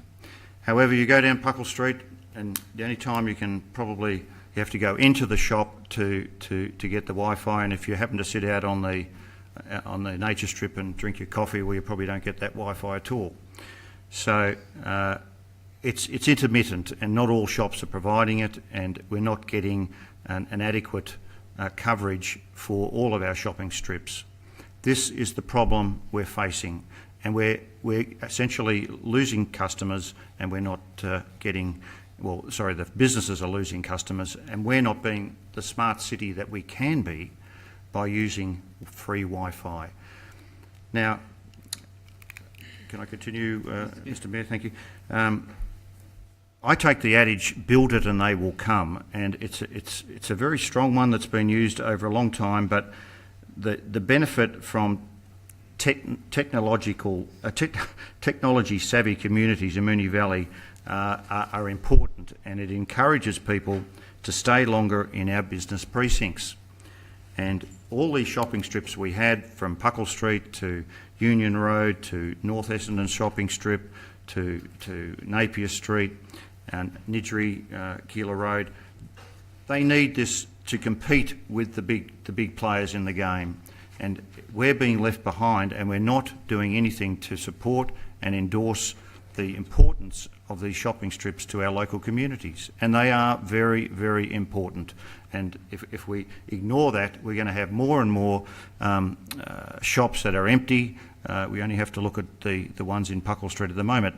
Times are tough. They're doing it hard in retail. They're competing not just against the large malls, they're competing against the online sales that everybody knows about and everybody uses, but they don't give an experience. They don't give them that shopping strip. Local Mrs. Jones goes in to meet Mr. Smith, who's running the local newsagent or be it boutique or whatever. The point being that they don't get that experience online, and they certainly don't get it in a big mall that's pretty unfriendly and unsociable, where they do get that at the local shopping strip where it's important for them to engage. Thank you, Councillor. Councillor Marici. Thank you, Mayor. I'm happy to support this motion. I will be really interested to see the results of the trial. I certainly know that myself and many of my generation and my parents' generations have excessive amounts of data on their phone anyway, so might not bother to log into Wi-Fi. So I will be really interested to see what the trial tells us. Certainly the option to include it with the parking sensor program makes a lot of sense to me. But above all that, I think the importance of our local strips, if we can support them in any way, that makes good sense to me. It certainly feeds back into our Moonee Valley 2040 strategy, which might have plugged 1 week left for feedback if you haven't already. Google machine MV 2040. Give some feedback in your last week. Sorry, my microphone's not on. MV 2040, now my microphone's on. Now the microphone's on, you can Google MV 2040 and give feedback. But certainly happy to support the motion with the alliance between the parking sensors, and that's something that means we could have Wi-Fi anyway because it would be installed so people in our local shopping strips could access it. But I look forward to seeing whether people actually use it. Thank you, Councillor. Any other councillors? Councillor Marshall. Thank you, Mayor Sypek. Look, I am in heated agreement with Councillor Lawrence that we need to do all we can to support our shopping strips, and I have certainly been doing my fair share in the lead up to Christmas, that is for sure. And I'm happy to support this motion given it is about a trial, but I do have some reservations, and partly they've been expressed by Councillor Marici. We obviously always need to be clear when we're spending ratepayer money what the purpose of that expenditure is, and this report raises some questions, and obviously the trial will hopefully provide the answers that we need. And my reservation is if this is about business activation and promotion and getting people to spend money, not just loiter around in cafes downloading their latest TV show, then I do have some reservations about whether it will actually work. And if this was a proposal that we were suggesting maybe 4 or 5 years ago, I would have been saying, yep, brilliant idea, let's go for it. But again, data costs have just reduced so significantly, particularly over the last couple of years. And I mean, quite possibly I am the wrong demographic, and maybe all of us sitting around here are, but there has never been a single time that my expenditure has been influenced by whether someone has free Wi-Fi or not. I can't think of a single time that I've been with someone having a coffee or whatever it might be that they've turned around and said, oh, well, let's go there because they've got free Wi-Fi. And this has probably played out in the experiences of other councils, as referred to. The City of Yarra ended up pulling the pin because they found that for the purposes of business activation, it just didn't work. There are other reasons why we might go, you know what, we'll do this trial and we'll keep it there. And it might be because you are bringing people, particularly people who don't have large amounts of data, so it might be young people or teenagers who are on a sort of limited budget, or so you might say, you know what, that is a policy choice that we are making. But for me, it's about being clear about why we are expending money, and if we want to see that that this is having a return for our businesses, then we will obviously see whether, as part of the trial, it does. And I hope that the trial criteria, if you like, or the assessment criteria, are very clearly drafted to make sure that we come out with some useful data that actually answers the questions that we need to know at the end of it. So anyway, as I said, I'm happy to support it, given it is a trial. And thank you, we'll wait and Councillor see. Marshall. Any other Councillor Nation? Thank you, Mayor. Look, I'll share my fellow councillors' sentiments in looking forward to this trial. And I think one of the benefits that hopefully shopping strips may be able to reap, more so than increasing frequency and patronage to the shopping strips, is that ability for data collection. So depending on how the Wi-Fi is set up, most will enable a login. You'd hope so, otherwise you may get 1,000 new residents in at Caden all logging onto that Puckle Street Wi-Fi and slowing it down. So the ability for the traders' associations to hopefully harness some of the data and be able to communicate directly with people who utilise the shopping strip is a really important aspect. Probably much like my fellow councillors, I tend not to use Wi-Fi because even at home, because the NBN's never coming. We've got a mobile, a SIM card that sits in a little box, and it's not plugged into the wall anywhere except for power, and we can stream everything off there. And that, I think, is unlimited data. I think so. I should check that, I think. The Netflix is running like a lot of the time, not me personally. So it would, it'll be interesting to see what benefits are derived, whether it's frequency, increased patronage to the area, and whether or not that can be measured, and if there is that ability for the Traders Association to actually leverage this opportunity to directly communicate to shoppers and residents, which they don't necessarily have the opportunity to now, if a particular store down Puckle Street is having a sale or so forth. So yes, I will await the results of this trial and see where to proceed after that. Any other councillor? Councillor Cusack. Thank you, Mayor. Just a couple of reflections, and I don't want to go over the ground that other councillors have touched on. It would seem to me that we should be thinking about this as a very early stage to use it as a platform for the next type of thing we're talking about. Councillor Lawrence mentioned the word smart cities. This is where we might sort of say on today that we've actually decided to do something in that smart city space that is around our constituents and the residents and people who are using the shopping strips. So I don't know necessarily whether the Wi-Fi is an answer in this space, but things like, what we can adapt in the digital age to our and to get messages across, and how businesses can use digital communications and new ones to make their business operate and to access new clients and all that sort of stuff is the important aspect of this. So let's hope that this becomes a starting point. The notion of collecting data, of course, is really important, and whether that's used by council or whether it's used by the individual traders or the traders groups is another aspect altogether. But so this needs to be bundled up. Those questions that are I note in the discussion part of this paper really do stimulate the next stage, I hope. Thank you, Councillor Cusack. Any other councillor? Councillor Lawrence, would you like to close? Thank you, Mr Mayor. Just a couple of points endorsing some of this information. And the University of Melbourne, through their Institute of Broadband Enabled Society, wrote a research paper titled The State of Australian Public Initiatives, Free Wi-Fi in Public Space. And just to touch on a couple of aspects that they've mentioned, and one was the institutions acknowledge that Wi-Fi is a common and expected feature of modern international cities. Secondly, however, certain municipality cities believe that Australian local governments need to be more proactive in this regard. Thirdly, to build their reputation and attract investment, councils are seeking to position themselves as smart cities, to take on Councillor Cusack's comment.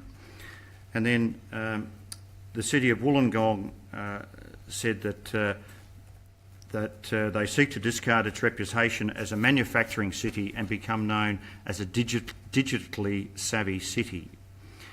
Now, these are just aspects of using Wi-Fi, and I just might digress for one moment. And I had the pleasure of speaking with the Economic Development Officer at Melton, and they have their own app which they call Explore Melton, and within the detail of it, but they cover such things as accommodation, parks and gardens, what's on, retail, eating, drinking, obviously food and drink, and what to see and do within their municipality.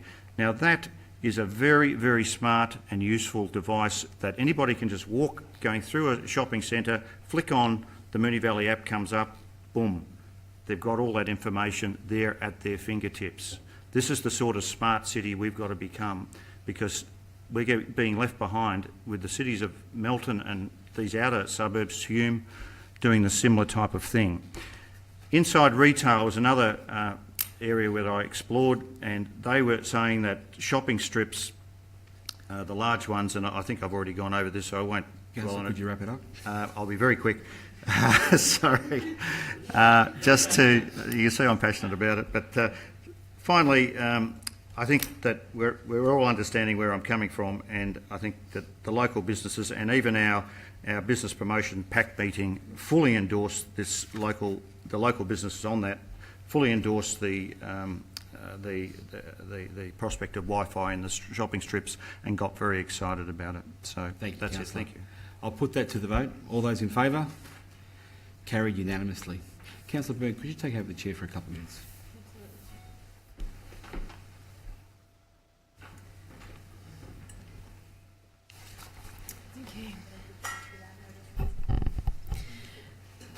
Council Report 9.6 on tonight's agenda is on page 87 and is entitled Update to Notice of Motion 2016-11 Plastic Bags and Related Waste at Events on Council-Owned or Managed Land.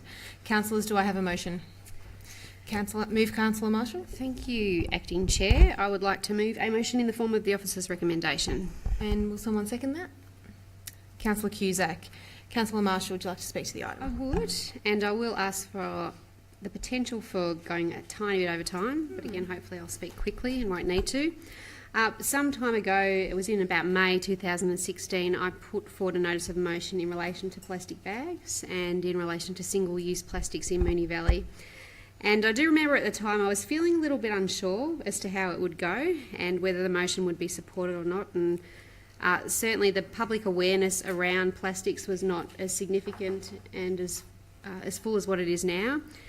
And I actually remember that sort of firing myself up, thinking, all right, I'm going to have to really craft this argument very carefully, and it was all for naught because my council colleagues at the time supported the motion unanimously and wholeheartedly. So I was very pleased about that. And it's pleasing because we were one of the first councils to really get on board the campaign and to be really proactive. And I think it's great that we can consider ourselves a leader in this space. And that's in part really important because we have an educated and informed and a very aware community too. Just a couple of points that I will note. Obviously, there's a discussion at the moment in relation to the lightweight plastic bags in Victoria, and they're proposed to be finally banned, although from my EnviroPack meeting last night we were having a discussion around what exactly the nature of those bags that will be banned is, but that's a separate discussion. And also, obviously, many people will be aware that the major supermarkets are seeking to phase out those plastic bags too, which is a really positive point. As is mentioned, the ability to recycle the squishy plastics. You can do that at our local supermarkets, which is fantastic, and I hope everyone is doing this. And certainly for me, I'd love to see it at the point where we ourselves can include those soft plastics in our own recycling system. I understand that there are reasons at the moment why that doesn't occur, but I would like to see that that will change. And I have to say, on a personal level, when I think about the amount of food waste that we are now putting in our green bin, our recycling of the squishy plastics and the recycling of other material, our personal landfill is just reduced enormously. Really has, to the point where I think we could probably get away with a fortnightly pickup. Our own Erin Rhodes is someone who, as is indicated in the report, did a plastic-free living forum, and that was a very successful forum, which was great.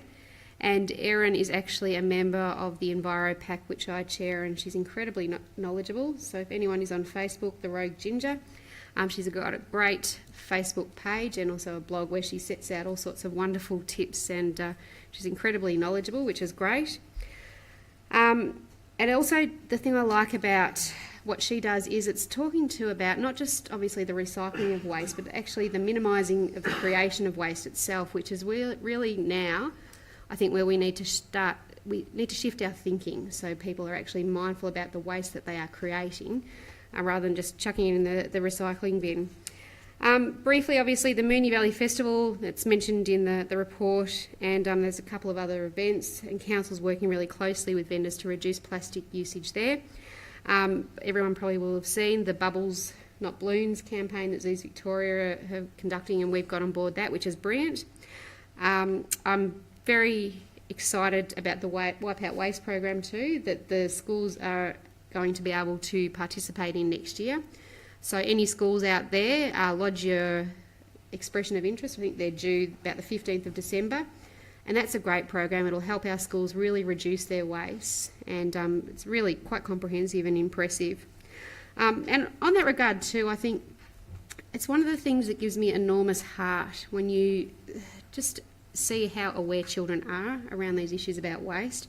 I mean, it'll be fine. It really will, because the kids are so aware and conscious about these types of issues. And it, as I said, it really fills my heart with joy when I hear my own children speak about these types of matters. And again, while the theme of tonight is praising officers, I have to say our Enviro team with Callie, she really is absolutely magnificent. And she's that lovely combination of someone who is both incredibly knowledgeable and loves what they do, and she does a fabulous job, and certainly look forward to continuing to work with her.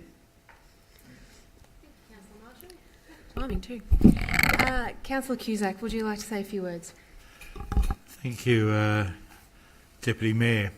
I obviously can't possibly top the Councillor Marshall's statements in relation to this particular item. However, a couple of things that occur to me is that in all of this, we're recapping a wonderful set of things that have happened and are continuing to happen. I would like to see and to take comfort from the fact that this council is going to continue that commitment, and so somewhere along the line, a future discussion or a future paper of some sort gets produced that talks specifically about plastics and how we are working in that space. I had one appeal thrown to me, and I heard it the other day when we raised this matter in a briefing, and that is about the dog walkers and where do you put your doggy doo-doos? Well, we might have to think our way through that one. However, the key issue in all of this is about our quality of our communication, the quality of the projects that we've been doing, the fact that we should be clearly working in collaboration and in partnerships with, for instance, the supermarkets and so on like that, who have announced their intentions over the next 12 months, and to keep that going, because this is a wonderful initiative, and we've got a head of steam up. We need to keep it going, but we kind of, no, I won't use the cliche about taking it to another level. But I will also, I will use the line that we must continue to make this commitment and roll it out like any other decent project in our community. Wonderful. Thank you, Councillor Cusack. Would any other councillor like to speak on the item? Councillor Nation. I will, and it's fantastic to see the work that council are doing, evolving from this notice of motion in reducing single-use plastics. And I think when this particular motion was first flagged, I wasn't looking at it critically, Councillor Marshall. I was actually reflecting on myself and thinking, oh, what do you do at home? And I think definitely the ABC's War on Waste gave us all that chance to do a little bit of internal reflection and think about the impact that just our contribution to landfill is having at a much greater level. I think as a council, we need to also ensure that, and I said this last week to a couple of councillors, that as well as having a really good message to the community that single-use plastics need to be phased out, we also need, much like I said personally, that internal reflection and what we do on a day-to-day basis. And I sort of laugh a little bit that we've got some single-use plastic balloons up in the chambers, even though we go for bubbles, not balloons. And that's not being overly critical. It's just saying that, you know, you have to think about these things all the time, because while you're, when you're pushing a message to the community, getting them to change their habits, you need to internally reflect as well. I can see singly wrapped Cool Mints on our table, which are all individually wrapped, all individually wrapped in plastic, which, again, it's this constant internal reflection that organisations, individuals, businesses need, because you need to sort of second-guess everything you're doing to keep it going. And referencing that war on waste, the very next day, after watching it and saying, yeah, I'm going to be really keen and motivated, I walked out of 7-Eleven with my Red Bulls in the morning at 5 a.m, like, oh, plastic bag. And it's just that constant thought pattern you need to continuously think about how you have to change your everyday, what you're doing every day, what the organisation's doing every day to make a difference. So hopefully when we come back in 2018, no single-use plastics on the desk and no celebratory balloons of any sort around chambers. Thanks. Thank you, Councillor Nation. Would any other councillor like to speak on the item? Councillor Sypeck. Yes, since I'm out of the chair, I might take the option of having a few words to say. And in defence of Councillor Nation, those balloons over there are Christmas balloons and they're reusable. So then when you let the air out of them, they can reuse them in 12 months' time. So. I'll take a photo. We've got live streaming now. Thank you. Was there anything else you wanted to add, Mayor? No? Okay. Would any other councillor like to speak on the item? No. Councillor Marshall, would you like to close the debate? Look, I will very much support the idea of bubbles in the council chamber next year over balloons. I look forward to that very much so. But you are spot on in relation to your point about it's actually a matter of turning your mind to it and to creating new habits. And it's really quite difficult at first, but you do it and it just becomes second nature. In relation to the point about, what did you call it, doggy-do or something? Oh, I was trying to think what the polite word would be, but anyway, we know what we're talking about. We actually had an interesting discussion last night, and I found out that there are essentially things that burn dog faeces and other types of waste and create fuel out of them. So there you go. Maybe we can have a little incinerator at our doggy parks and people can dispose of them that way. But I mean, it's the sorts of things that we need to be thinking about, because people will always put up barriers and say, what about this? And that's why we need to come up with creative solutions. So I agree entirely. But hopefully we will continue our good work, and we've certainly got a very strong Enviro pack that is incredibly knowledgeable. It's just amazing and very committed. And I know we'll come up with, and have already come up with, a whole range of fabulous ideas. Great. Thank you, Councillor Marshall. In that case, I'll put that to the vote. All those in favour? Carried unanimously. And I will hand back to the Mayor. Thank you.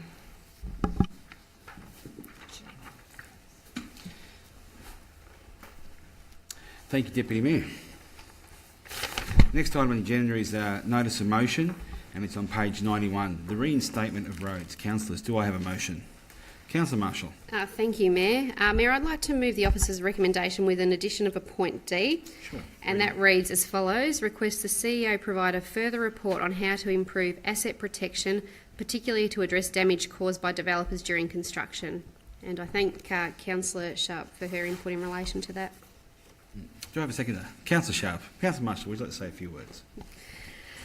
Look, a couple of months ago I put up a notice of motion in relation to a whole range of issues that were focused on road reinstatement and what were some significant, I suppose, a lot of poor work that I observed and was contacted about by residents in and around the municipality. And obviously, because there is a lot of development happening in our part of the world, that at times it's quite noticeable what's happening. So we had a situation, there's a lovely example or two in the report of that real patchwork effect that you end up with, and it is undesirable for a whole range of reasons. Obviously, we do have situations where there will be an emergency and a road needs to be pulled up, and that is as it is. There's not much we can do about that at all, other than make sure that when they reinstate the road, it's done properly. So one of the things too that I spoke about last time is just that idea of trying where we can to be much better coordinated with the service companies, so we are as aware as we possibly can be about what their schedule will be, and that we make sure that we are not going and laying down beautiful road as we do, only for it to be torn up a week or so later. So I'm really pleased with this report, that it anticipates the idea too about issuing compliance or rectification notices to service authorities, because without wanting to be too harsh, I think perhaps at times they've got off a bit lightly, and I think if we at least flag that this is something that we will be doing, and it might mean that they actually ensure that their reinstatement works are done very properly. The asset protection point is a really important one, and we see these developments happen. And I know I've certainly been involved with a number of residents in situations where their reinstatement works have been done so shoddily. And in those examples, there was one in relation to some bluestone that basically had to be relayed again.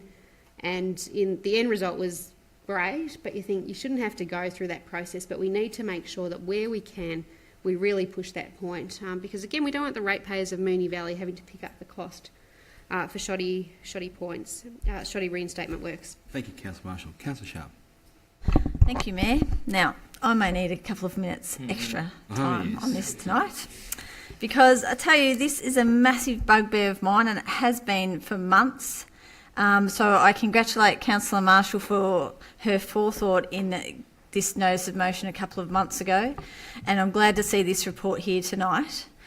But point 2 in the background here on page 92 does specifically refer to the original notice of motion, and point 2 specifically states, or is specifically talking about the opportunity to recoup the cost of reinstatement of roads to local road service, where they can be directly attributed to the particular development in question. And I feel that the recommendation doesn't include anything regarding the original recommendation didn't include anything regarding development that's occurring within our city and how we can combat the issue of our roads being dug up. So I thank Councillor Marshall for adding that in as a point, because we are being inundated in Moonee Valley with development, as we all know, and many service authorities are coming into the city to do whatever they need to do. And of course, what they need to do is vitally important. But roads are generally the responsibility of council, although Vic Roads are state government. That's correct, isn't it? Yeah. So I'm finding in my... Look, I don't travel very far out from this city on a daily basis, so I'm always around here somewhere or other. And all I'm seeing at the moment is just a patchwork of quilted roads. And like I said, it's a massive, massive bugbear. And although we need, the report focuses on service authorities, we do need to really also take a good, long and hard look at how we can address acting to get the roads repaired to a correct standard when a development occurs, because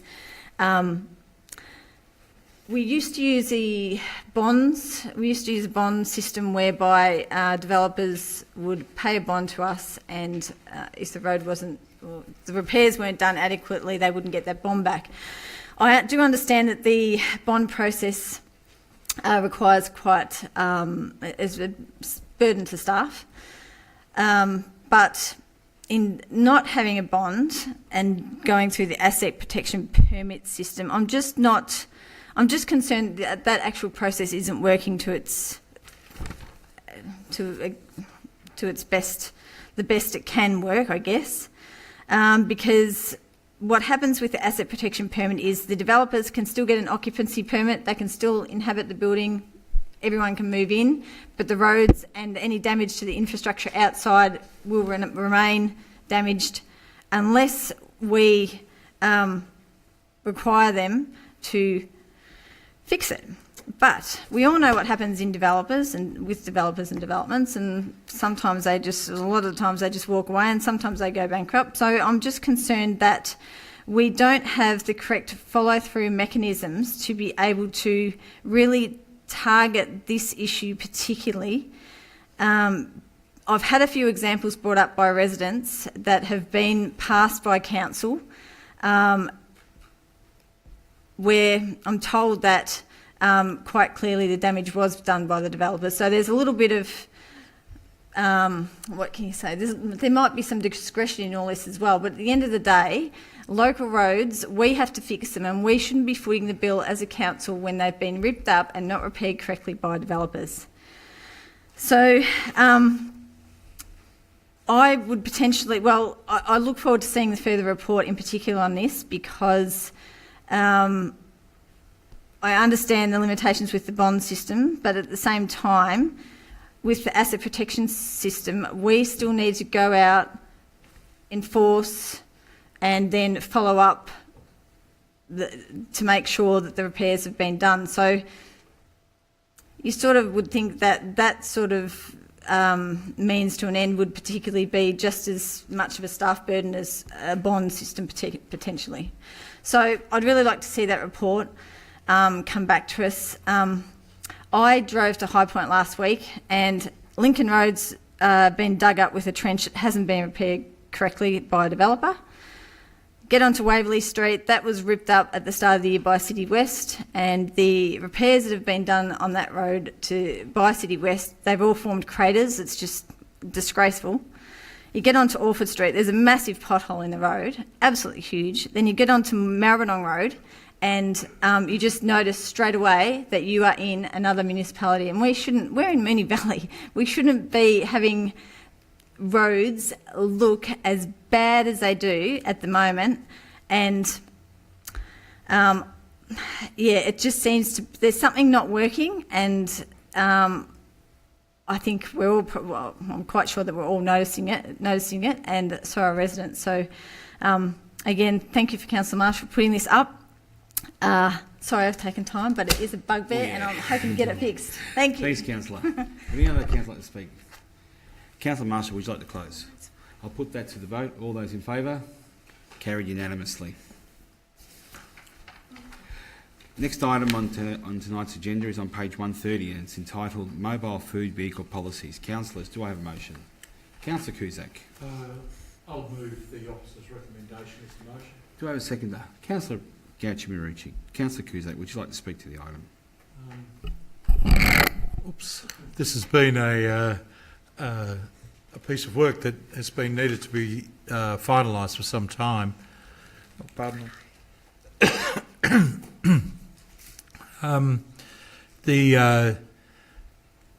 The use of food vans around council facilities and on council land and so on like that has been a question of some contention for some time. There are issues about sort of who can be there, what do you do to get there, what are your responsibilities when you leave, what are your responsibilities for use of waste or in creating waste and so on like that. So now we've actually got a draft policy and guidelines that will address these matters. I just endorse the fact that this has been put together. It's going out for public submissions, and that we'll get another report somewhere down the track. So it's fairly straightforward. Thank you, Councillor. Councillor Gauchi-Morici would like to say a few words. Thank you. I will just briefly, not quite a long time ago, but a couple of years ago, before I ran for council, I was at Woodlands Park on a food truck festival event that we organised, and I remember sitting there thinking, why don't we do more of this?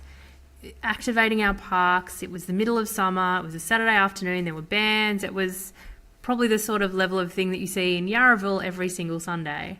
And for me, this is a really nice way for us to be able to bring more people out to their local parks, bring more people out to be engaged and involved in their community with their neighbours. So I'm really pleased to see this. I think the piece around public submission is really important for us to see whether there are community activities are referred to in the policy and the guidelines, whether there are community activities that we haven't fully understood how they operate so that we don't penalise the Rotary barbecue or something like that unfairly. And I look forward to the community feedback to make sure we have reflected those sorts of concerns, but I can't wait for this to be in place and us to have more food truck parties. Thank you, Councillor. Any other councillor? Councillor Cusack would like to close. Put the motion. I'll put that to the vote. All those in favour? Carried unanimously. Next item on tonight's agenda is 9.11. On tonight's agenda is on page 139, is entitled Establishment of Land Acquisition Committee. Councillors, do I have a motion? Councillor Marshall. Thank you, Mayor. Move a motion in the form of the officer's recommendation, and in point 4, insert the name Councillor Marshall, Councillor Sharp and Councillor Sypek. Do I have a seconder? Councillor Byrne. Councillor Marshall, would you like to speak to the item? As we know and as the report identifies, there are significant gaps in open space in parts of Moonee Valley, and certainly the case in our part of the world, in the Moonee ward. As the report also indicates, we have what is now a very large pool of money sitting there waiting to be spent on open space, and that's money that's been collected through the open space contributions over some years now. In the last council term, I remember putting forward a notice of motion asking for a report back on the open space reserve and how we might like to use it, and I think some of this stuff is coming out of that, and it's really important that we don't sit on that money. That we actually start moving and purchasing sites, and also looking not just at purchasing but how we create open space in a way that's inventive and creative. And I just love the work that the City of Melbourne has done. There are so many spaces that they've created where you just wouldn't have been able to imagine there being greenery. So they really are a leader in this area. Obviously, when you're looking at potentially purchasing property, there's a deafness that is required that having ordinary council meetings doesn't necessarily fit in with that agility that's needed. And so that's why the establishment of this Land Acquisition Committee is proposed, to be able to move quickly and swiftly where we see a good opportunity to purchase a site. There are a number of checks and balances in terms of the actual amount that the committee has authorised, and obviously a number of other things that will make sure that the councillors on this committee can't just go on a spending spree. And as we know, that the open space purchase, there needs to be those linkages with where the money has been generated from. I try not to have too many regrets in life, but certainly I have a number of regrets around potential sites that we should have fought harder to get. Obviously, the most obvious one being directly over the road. And I remember too having discussions, Councillor Cusack will remember, around another very large development near a racecourse. Or no, at that site it wasn't a development, but looking at potentially purchasing that site. And I think now that if we had a committee in place like this, that those opportunities perhaps would have been able to be explored more fully.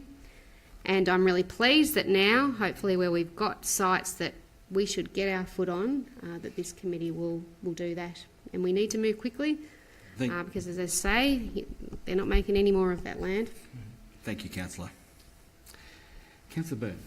Say a few words. Thank you, Mayor. I'll keep this brief, but I'm extremely excited, even though I'm not one of the councillors on this. I'm sure you'll represent Rose Hill Ward extremely well.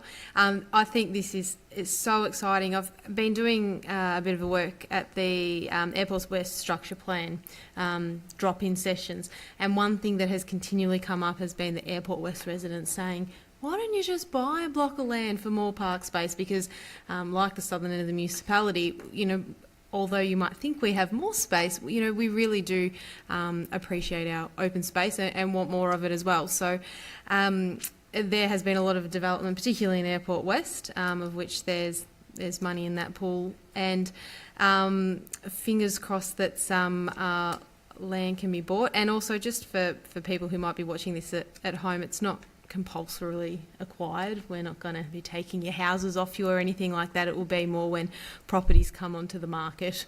There potentially we can look into it, which is the plan. Thank you very much. Thank you. Any other councillor that say a few words? Councillor Marshall, would you like to close? I will just briefly note the point about Airport West, because you're right, it is an area that definitely needs more greening, and I would be very supportive of looking at the strategic study Airport West. Thank you. I'll put that to the vote. All those in favour? Carried unanimously. Next report is on 9.12, is on tonight's agenda, is on page 148 and is entitled IT Transformation EPR Platform. Councillors, do I have a motion? Councillor Gauci-Marici. I'd like to move the officer's recommendation. Do I have a seconder? Councillor Cusack.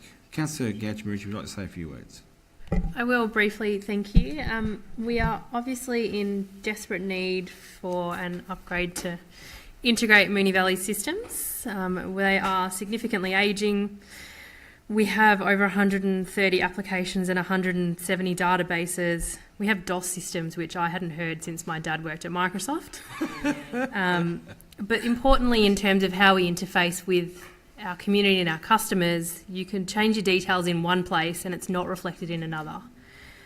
So for me, this is a way to significantly improve our interface with our customers and the community, and to be able to be managed centrally rather than across teams. When you speak to council, you speak in one place and you are across all of the applications, all of the different facets of the council able to be engaged and involved. Obviously, I think for anyone who's ever implemented an IT system, it's not smooth sailing, and there are lots of concerns and considerations with a project of this size. So I think on behalf of the councillor group, and I know the audit committee last night mentioned it as well, we look forward to lots of updates and lots of work with the committee that's running it. So thank you, Councillor. Councillor Cusack. To get that fixed. Councils, as Councillor Gauci-Marici just said, is it somewhat at the crossroads right now with its IT and comms area. We can spend a lot of money on patching up what we got. We can spend a lot of money on just buying individual packages off the shelf, which doesn't make a great deal of sense when you're then dealing with a massive number of vendors and a massive number of other people who are coming in and playing with our system.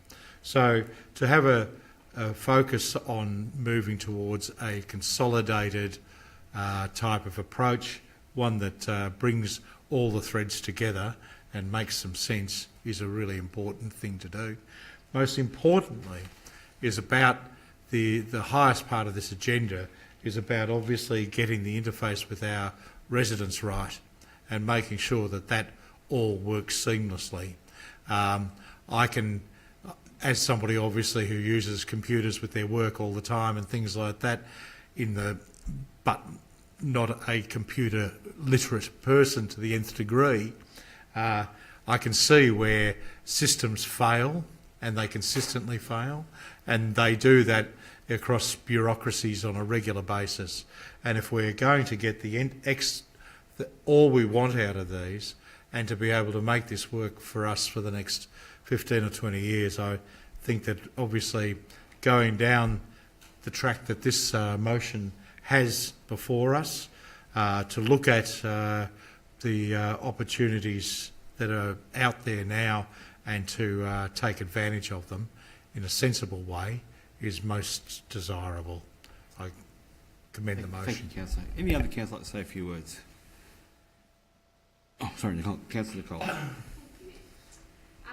think it's fair to say that expenditure on IT projects is not really at the top of everyone's wish list. It's much like office space. You don't want to have to spend the money, but you know what? Sometimes you just have to bite the bullet and do it. And as other councillors have indicated, this council is at a crunch point, and we need to do something to make our IT system both functional and, as Councillor Cusack noted, to make sure that that experience that our users, who are ratepayers often, or people who are trying to seek to use council services, it's a use or an experience that meets the expectations, because nowadays people want to pick up their phone and they want to be able to do things quickly and through one point. And we don't have that at the moment, and the report indicates that. There's a lot of manual handling, there's a lot of paper printing still involved. So I think that there is no doubt that we need to do something, and then the question becomes, well, what do you do? And we've been presented essentially with two scenarios that we can look at it on an individual application basis and seek to resolve the issues with individual applications, or we can have the ERP platform. And when the scenarios you're presented with is that if you go down that individual application path, that is likely to be significantly more expensive, that it is likely to take significantly longer, and it is likely to create a significant number of additional risks, then that really becomes quite an easy decision about which of those paths you should take. So I think this is the only sensible path that we can go down. And as people who sit here ultimately responsible as councillors, we will need to keep a close check, because if it perhaps doesn't go to plan, then the fingers will be pointed at us. And I mean, we all don't have to think too hard to think of IT projects that have perhaps not gone as expected. And for me, we need to make sure that there aren't those cost blowouts, those time blowouts, those system failures, that IT projects where they're not implemented well, what happens. And obviously getting the scope right is incredibly important, because when you have those variations needed, that's when you start having those cost blowouts and the time blowouts. So I think Councillor Gauci-Marici has indicated that audit will be involved in this, and I think there will be a number of checks and balances along the way that we will ensure that we do everything we can to make sure that this project is delivered within budget and on time, and really transform the experience both internally, but more importantly, the external experience of users. Councillor. Thank you, Councillor. Right on time. Any other councillor say a few words? I'd just like to make just a couple of comments. That I just want to welcome Moonee Valley City Council to the 21st century with this new IT programs that we have, and I just want to commend the officers on the great work that they've done in actually now making Moonee Valley become a smarter and a much more leaner council, where the community will have greater access to a lot of information. So, Councillor Gauci-Marici, we'd like to close. Just briefly, just a point that Councillor Cusack pointed out that none of us had mentioned, that this work will underpin the smart city concept. So certainly for me, that and the ability for you as a local resident to get locally delivered news to you on as regular a basis as you want, whether it's local events or when your rubbish collection is, just takes us to the 21st century where we belong. So, thank you. I'll put that to the vote. All those in favour? Carried unanimously. Next item on the agenda is Council Report 19. Mayor, can I suggest moving 9, 13 and 14 on block? Yes, and could I also just add point 8, Councillor reports by the Mayor and Councils that I forgot to mention earlier in the piece, if that's okay? All right, so do I have a seconder for the en bloc? Councillor Sharp. Councillor Nation, would you like to speak to it? No. Councillor Sharp. Any other councillors? I'll put that to the vote. All those in favour? Carried. So the next item is notice of motion. Councillors, I believe that Councillor Marshall has a notice of motion listed for tonight. I do, Mayor. Mayor, I would like to move that Council request the Chief Executive Officer to 1. Prepare a report on the heritage significance of the property at 148 Ascot Vale Road, Flemington, investigating the potential for including the property in the heritage overlay of the Moonee Valley Planning Scheme. 2. Should the heritage investigation of 148 Ascot Vale Road determine that the application of the heritage overlay is warranted, formally request that the Minister for Planning apply interim heritage controls to this property pursuant to Section 24 of the Planning and Environment Act 1987. 3. Should the heritage investigation of 148 Ascot Vale Road determine that the application of the heritage overlay is warranted, in accordance with Section 8A(3) of the Planning and Environment Act 1987, seek authorisation from the Minister for Planning to prepare and exhibit permanent heritage controls for the property, with council officers subsequently exhibiting the amendment in accordance with Section 19 of the Planning and Environment Act 1987. And 4, should the heritage investigation of 148 Ascot Vale Road determine that the application of the heritage overlay is not warranted on the basis of individual significance, consider the property as part of a potential precinct in a future heritage study. Thank you, Councillor. Do I have a second? Councillor Cusack. Councillor Marshall, would you like to speak to the item? Thank you. Now, first, I'll get the acknowledgements out the way. I really need to thank the Flemington Heritage Facebook page for highlighting that there was a planning application on foot in relation to this site. And again, if you have any interest in heritage, particularly in Flemington, then I'd strongly suggest it's a page that you follow, because there are some magnificent stories and photos that are produced on the site.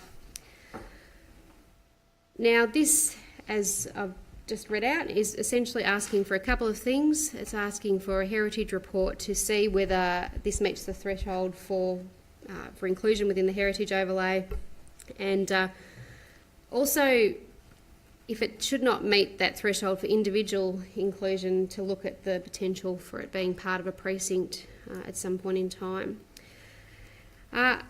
I think probably councillors will have seen photos of the property if they don't know it, and it's a magnificent Federation home. It's got those lovely decorative features that you associate with properties from that period. And I actually had the pleasure of speaking with a woman whose family were the second owners of the property, and she gave me some wonderful history, which was really quite amazing. And before I go into that, though, I just wanted to present some context, and that's because I think not everyone is aware of what is really quite a unique history in and around this Flemington and Ascot Vale area, and that the Wingate Public Housing Estate actually once upon a time was a racecourse, and it was a privately owned racecourse, the Ascot Racecourse, and owned most famously by John Wren. And it was a racecourse until the government and Mr Wren got into a bit of a dispute, and it ended up being compulsory acquired for housing. So with that as the background, if you picture where the Wingate Public Housing Estate and you picture where this beautiful house is, the woman whose family had owned the property said that it was built for the Collins family, and there's a lovely balcony which sits up on the property, and that balcony was actually used for race callers. They would sit up there and watch the racing on the track and call the races. And she also indicated to me that how her parents had actually had the property rewired at one stage, and that the electrician had gone up into that section and had been pulling out all this wiring that had obviously been put in place to enable the calling of the race from the balcony. She also said that the house is referenced in Power Without Glory, and I'm sure most of us here have read that at least once. So I was going to pull out my copy, but I didn't get the chance to see that. But she's has got that reference in there, and she said too that the house was actually regularly visited by John Wren and a few other colourful characters. Ghosts. That existed around that time. Oh. She said that when her family sold the property some 15 years ago, that it was still very much intact, and had many of its original features, which is really, it's wonderful. There'd been some tweaking, mainly to include the toilet, which was outside, as most of them were back in the day, but including some of the original features retained, as lots of LED lighting features and the 12-foot pressed metal ceilings. And it was really wonderful to talk with this woman, because it reminded me that this is about more than just having a beautiful property and a beautiful home, beautiful piece of architecture, that it's stood the test of time all these long years. Going to have to wind you up, Councillor. Oh, I've still got a minute and 20, Mayor. Thank you. That's what I was going to say. I've lost 10 seconds now. But it's not just about the building itself. What it's about really is about the important role that architecture and property such as this have played in the history of our area. And it's a very colourful history in so many ways, and certainly not mundane, that's for sure. And it's not just the history of this part of Flemington and then Ascot Vale, but also part of Melbourne itself. And for me, I was thinking about it, and if I'm fortunate enough to be able to walk around this area with my grandchildren, I'd love the idea of being able to walk past this property and actually stand there and say, look, this is what happened, and tell the grandkids about all of the types of things that will have happened around there. I certainly don't want to have to walk past and say, well, once upon a time there stood a beautiful house there. And look, if the worst comes to pass and the house is demolished, then I want to be able to turn around to my grandkids and say, you know what, your nan did every single thing she could to stop that property being demolished. Thank you, Councillor. Who seconded that? Who's that? So, thank you very much for that wonderfully erudite and at times very humorous coverage of this issue. I absolutely support everything you're saying, Councillor Marshall. The few things that I reflect on with that is that we have lost that race course, and there's only memories of it now. We have the potential to save something that was connected to it if we take up the effort that you're talking about through this motion. When you look at the buildings that have between the railway line or the spur line as it crosses Ascot Vale Road and goes up to Kent Street, there are very few buildings of this style or sort or this magnificence in that area. And I know that there's comments that it hasn't been included in urban conservation areas and so on like that in the past. I just wonder if there was just a lack of forethought about that very thing, and maybe that there was some decision made in the past because it's opposite the Housing Commission and therefore it doesn't rate like the intact parts of the other parts of Newmarket, which are on the other side of that railway line. It certainly is as grand a house as the number of those places that are in Kent Street that were all part of the 85 study. And I think that if we were not to make an effort, we would be really remiss in our charge of looking after what the community has got as it's already part of its asset, but also the opportunity for us to preserve in a time of great change the opportunity to do something in this space. In the world, 10 or 20 years ago, no one would have thought about knocking this building down. It would have been a renovation for sure. But in the world that we have now, which is guided by resi codes and all that sort of stuff and land blocks of land, pardon me, of large sizes, the temptation to KO something and stick up umpteen blocks of flats or all that sort of stuff is high on every developer's mind, and people will often buy, and if they can get away with, even if it's an old and grand place, they'll knock it down because of the potential for the size of the property. And we know there's a bit of that's happened just around the corner in Dover Street. And I kind of recall a heritage property being discussed tonight in Dover Street. Thank you, Councillor. Would any other councillor like to say a few words? Councillor Marshall, would you like to close? I would, thank you.